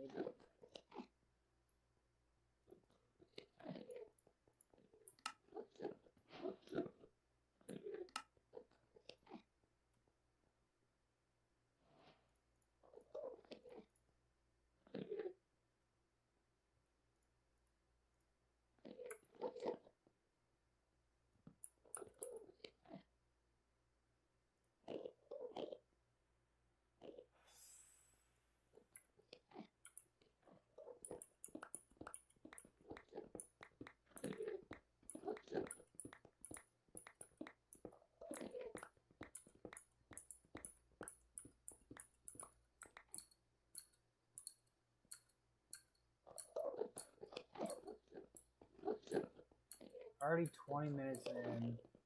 I think I am going to do it. I think I'm going to chunk base it. Just to save time.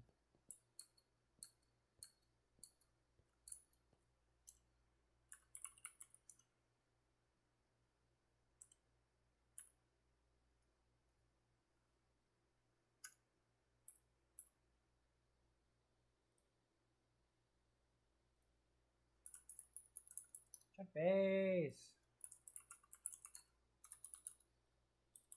Is it Ender City is Armor War, right?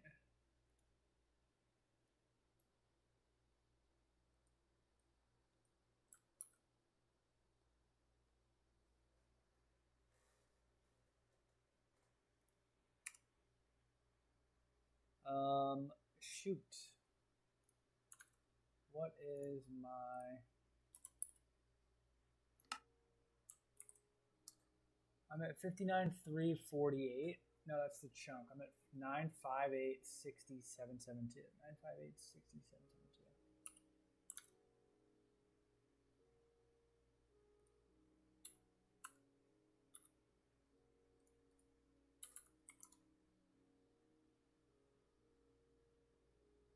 All right, there's one at...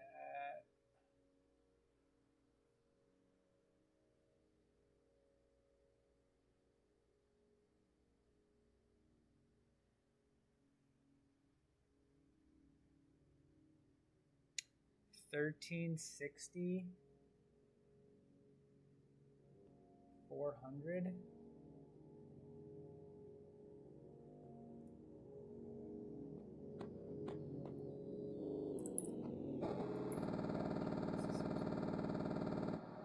So it's that way?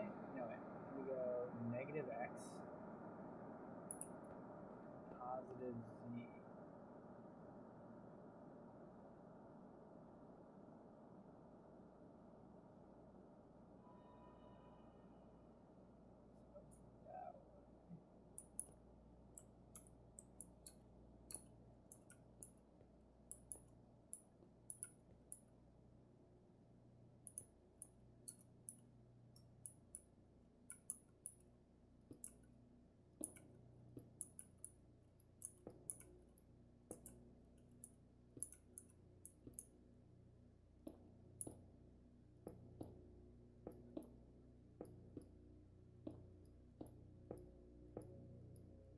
Oh my gosh.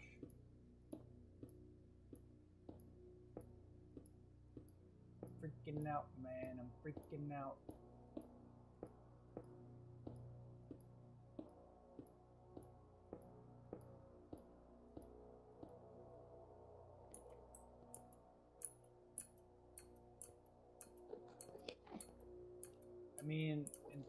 I can just jump across.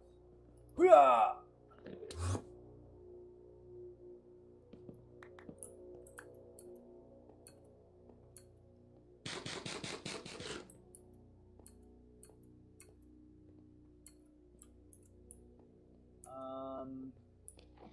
More negative y, I think.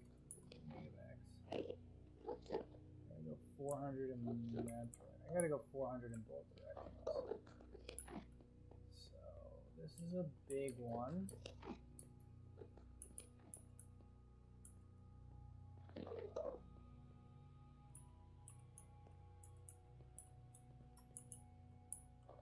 God damn it. You know what would suck? For some reason, like,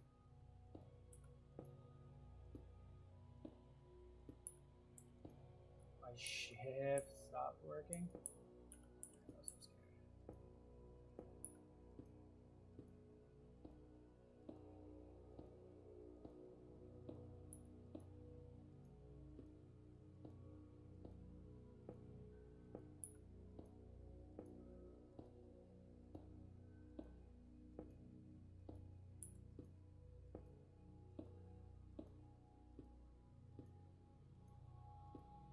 Mommy.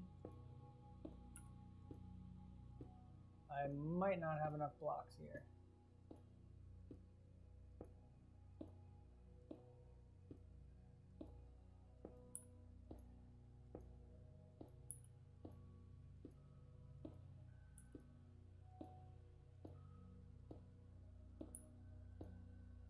I'm so tense, I'm afraid to lift up.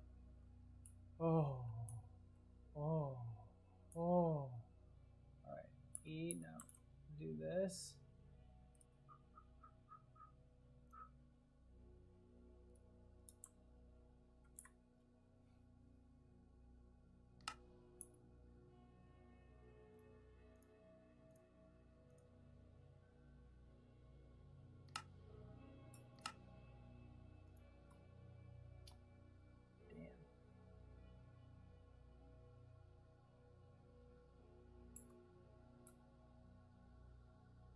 Oh, I'll make it.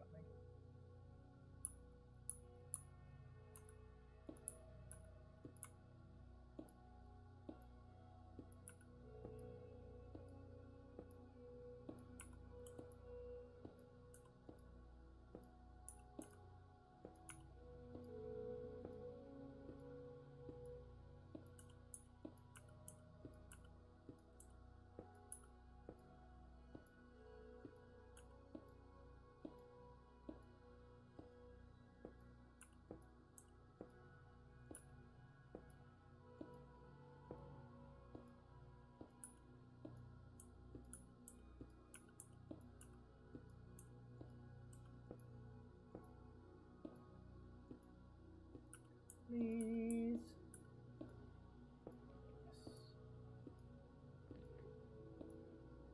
Yes. Ho ho ho. Let's do this.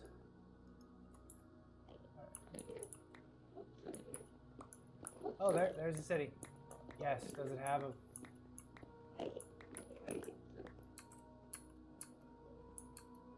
It looks like it might have a boat.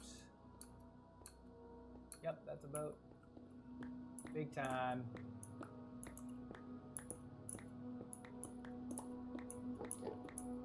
Just gotta get over there.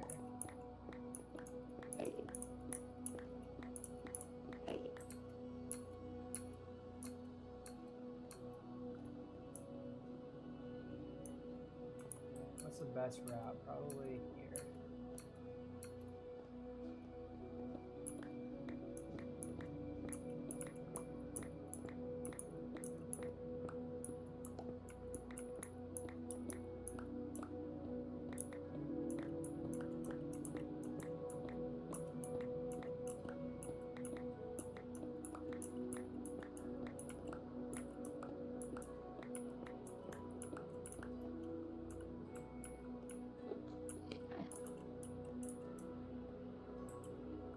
Or do I go Diag? Diagon Alley. I think I'm gonna go for it. Okay. God, don't look at me.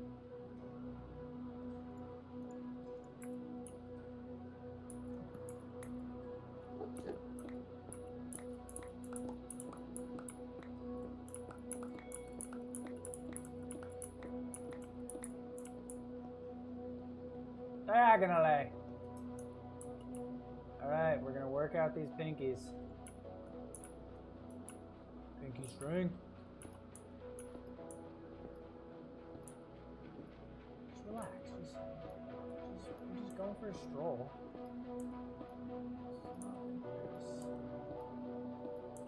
Absolute emptiness. Fuck, I'm already regretting this.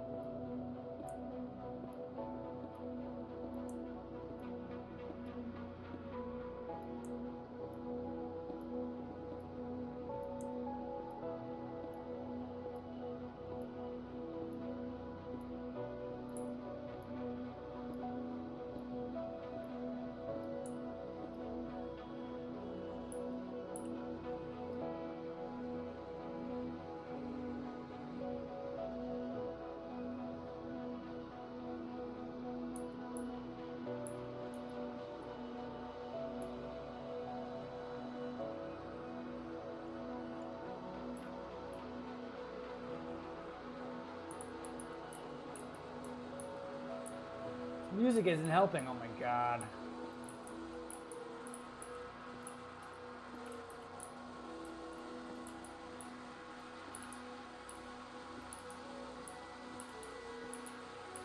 This is like torture. The release.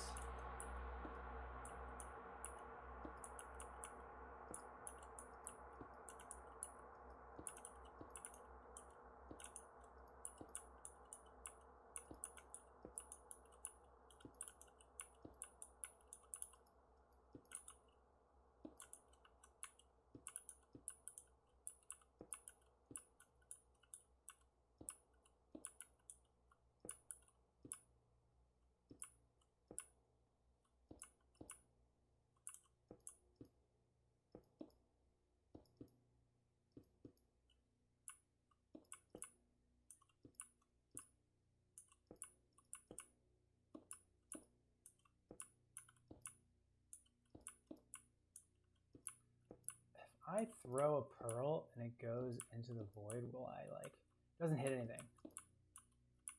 Will it still teleport me to the bottom of the void? Like, if I did go for a pearl throw, because thought I was close enough, but I short it, is there like a negative?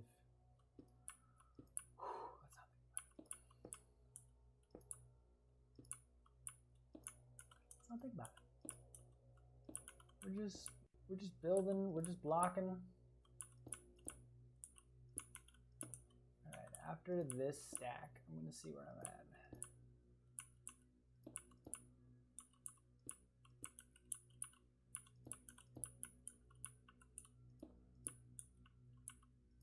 My arm is getting tired. My forearm, because my pinky is just flexed. Oh, we are close. Eerie noise. Don't you be eerie noising me.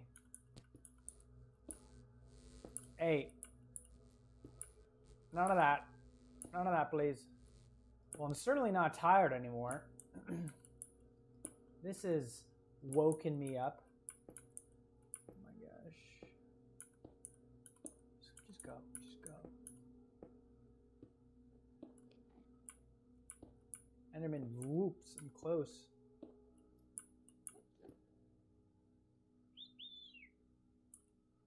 Probably not gonna make it there. Chloe! Scammer! Who's the scammer?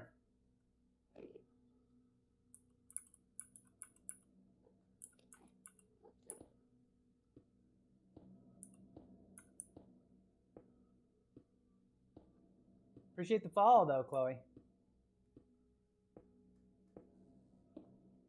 You real one. You real for that. Oh my gosh, I'm so freaking... How far is this freaking... I might be kind of... No, I got other blocks. I'm also a graphic designer. I'm from the US. Cool, man.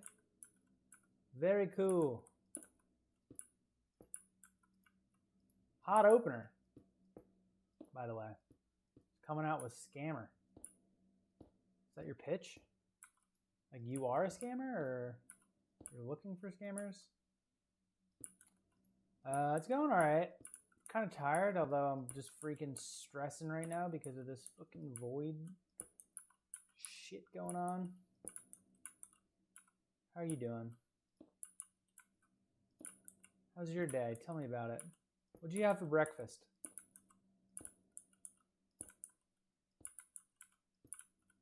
Oh, I don't think I'm close enough yet.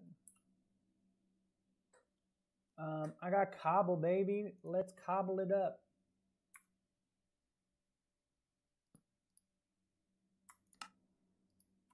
Oh yeah, we're good.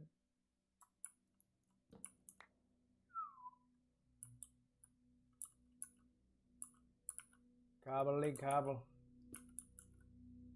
Oh, okay. Just relax. Just relax. We're cooling. We're cooling. Give me the freaking elytra. Why did that happen?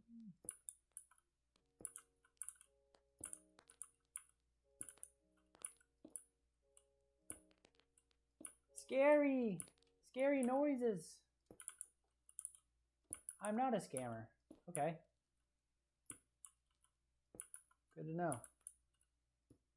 I'm not really interested in anything right now, Chloe, but appreciate you reaching out. What did you have for breakfast today, Chloe?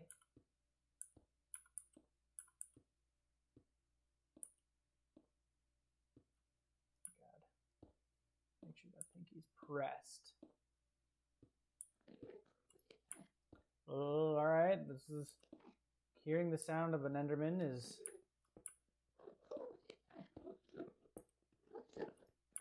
comforting in this moment. Yeah, I can totally pearl there. I can totally pearl there. Am I gonna do it? I think I am gonna do it.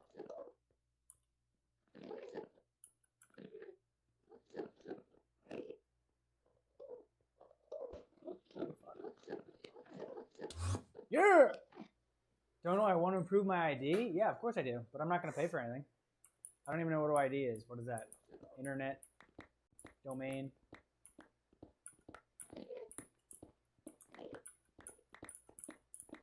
You still haven't told me what you had for breakfast. Which leads me to believe you are a bot.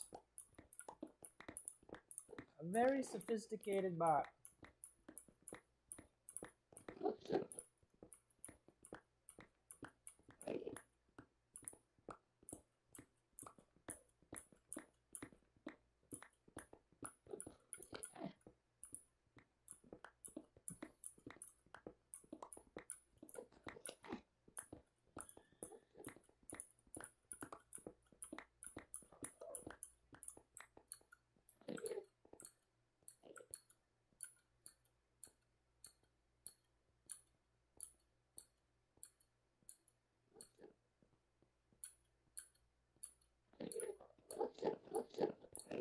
Wait, where's my bow?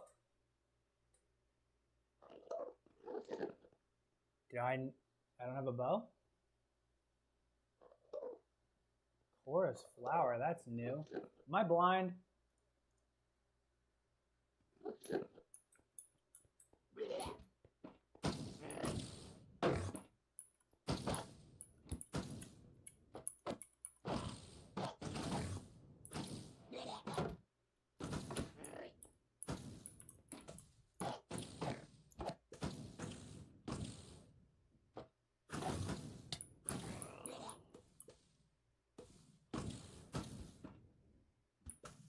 Yeah, I would mind because you haven't answered my breakfast question.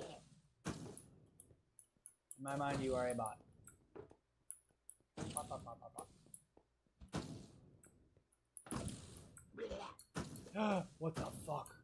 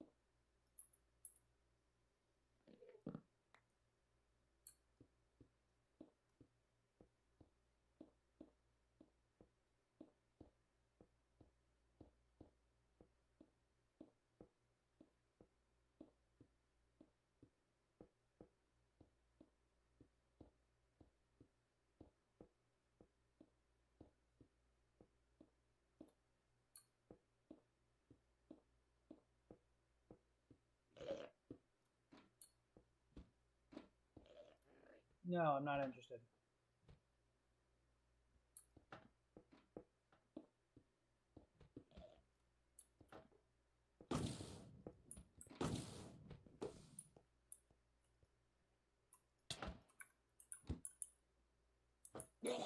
Blah, blah.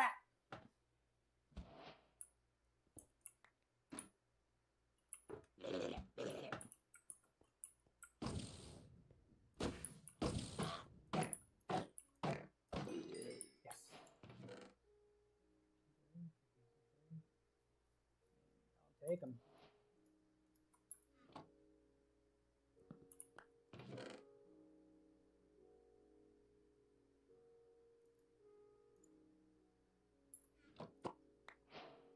Yeah!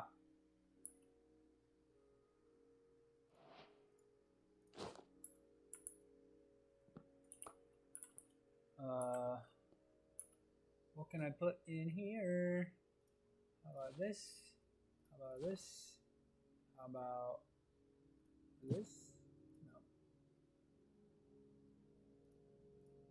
Those can't stack? No.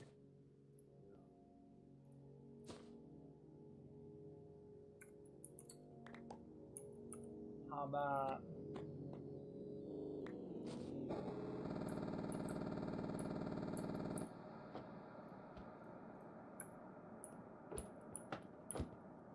Blah, blah.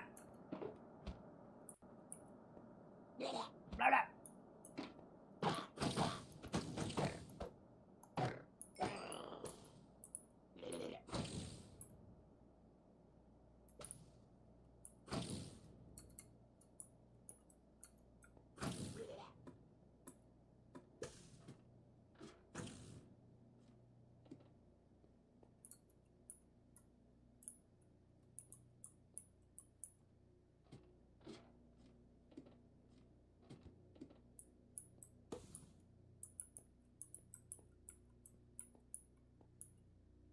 Do I want the dragon head?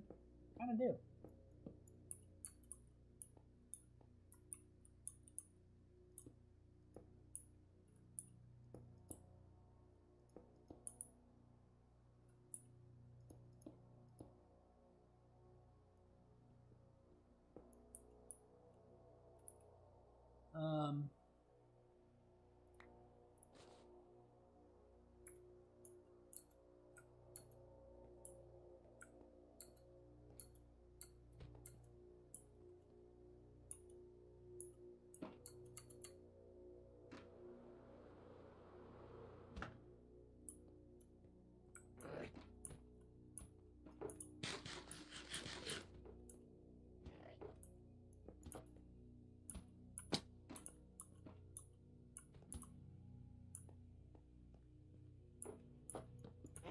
Oh.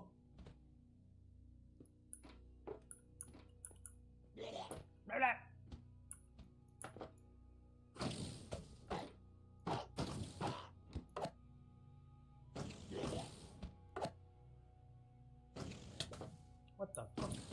Hey! Hey! Be nice to me!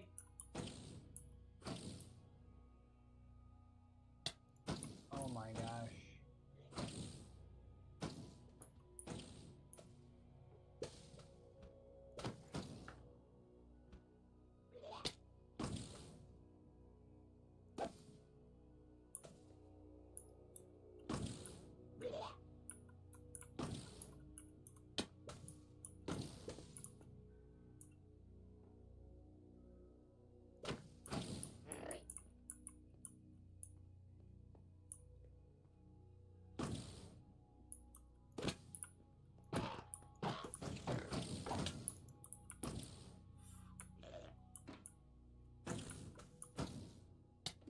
Grab onto that. Grab onto it.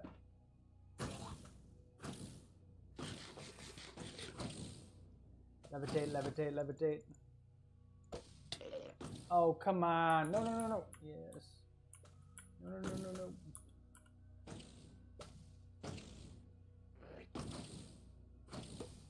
I would like a shulker box.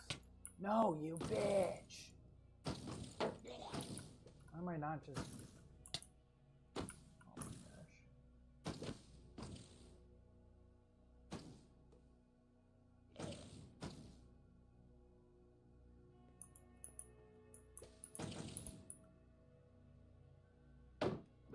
No! What the...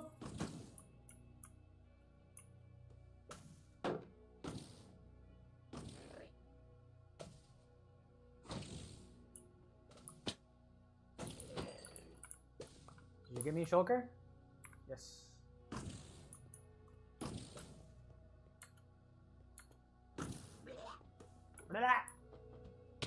Owie. Oh, here we are.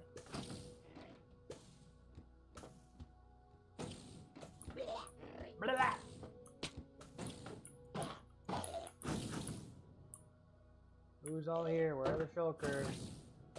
Where are the shulky babies? What the fuck? From deep, bro.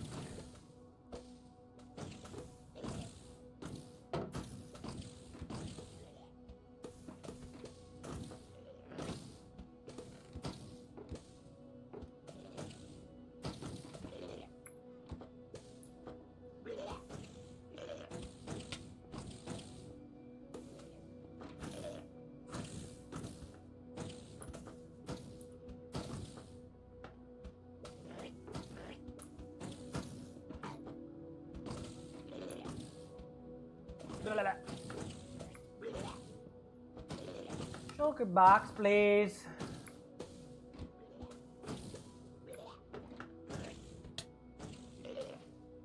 Owie, where?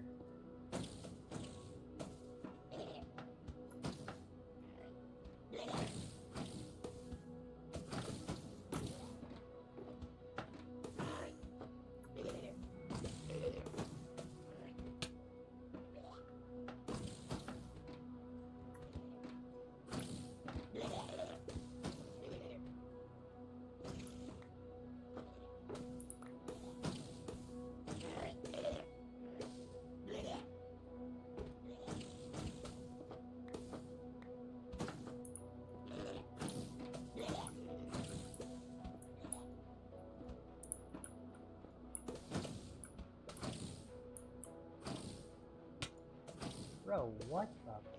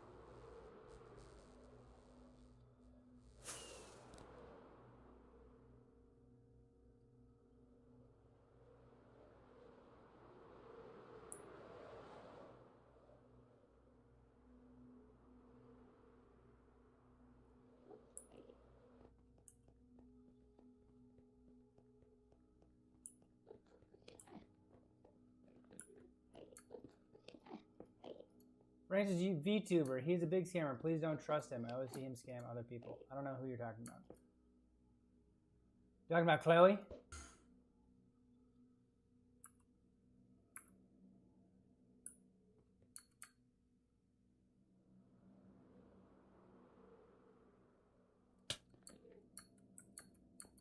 What are you talking about? Wait, how do I get... Isn't there a way to...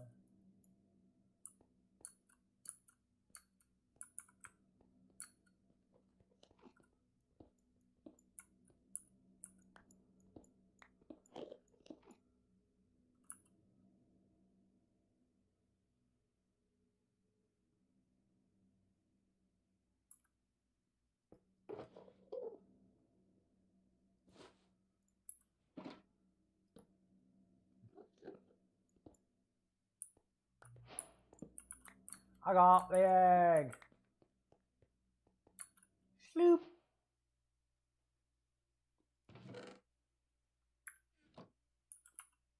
Oh wait, how do you make an ender chest?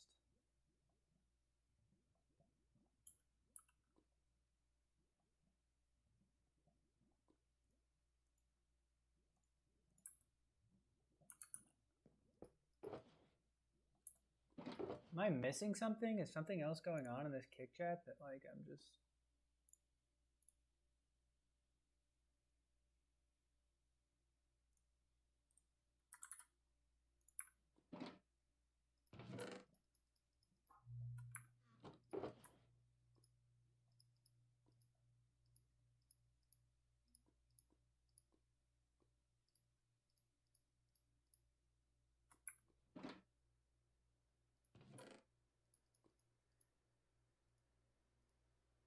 There's my bow.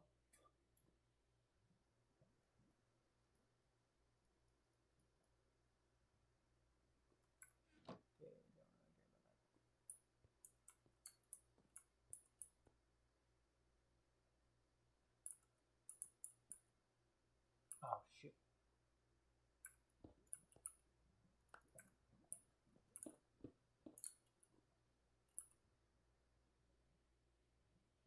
Nuggets.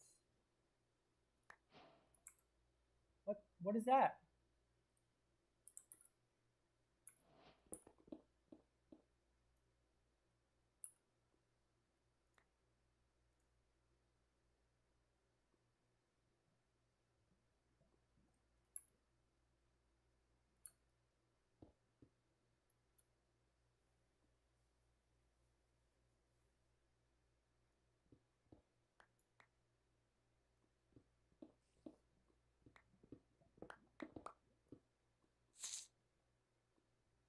Starfish.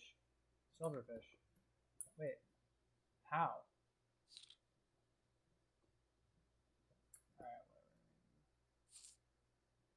It like doesn't matter.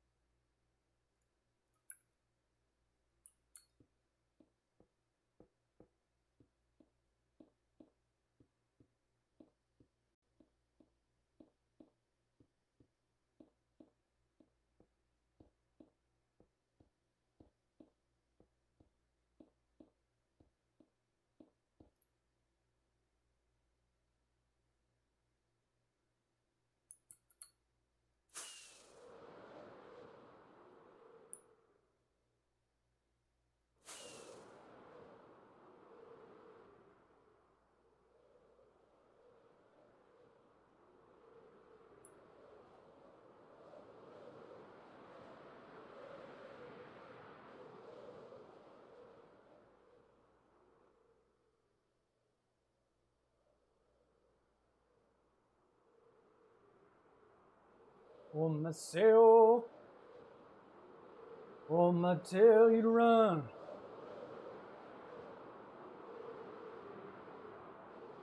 Say, buddy, you're picking me up where?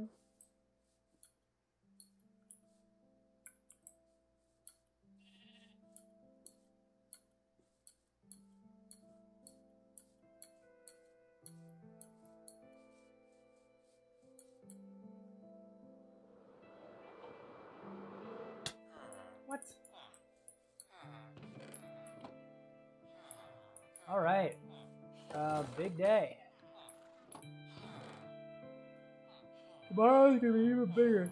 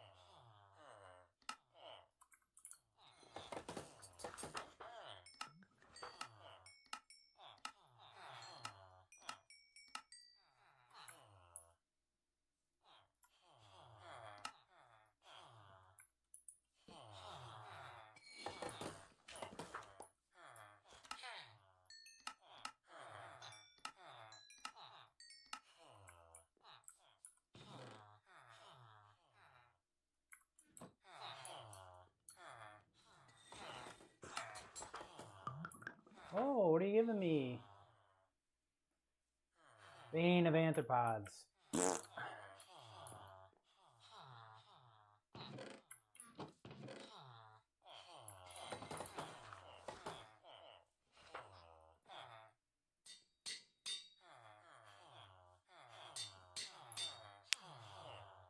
Okay, that's it.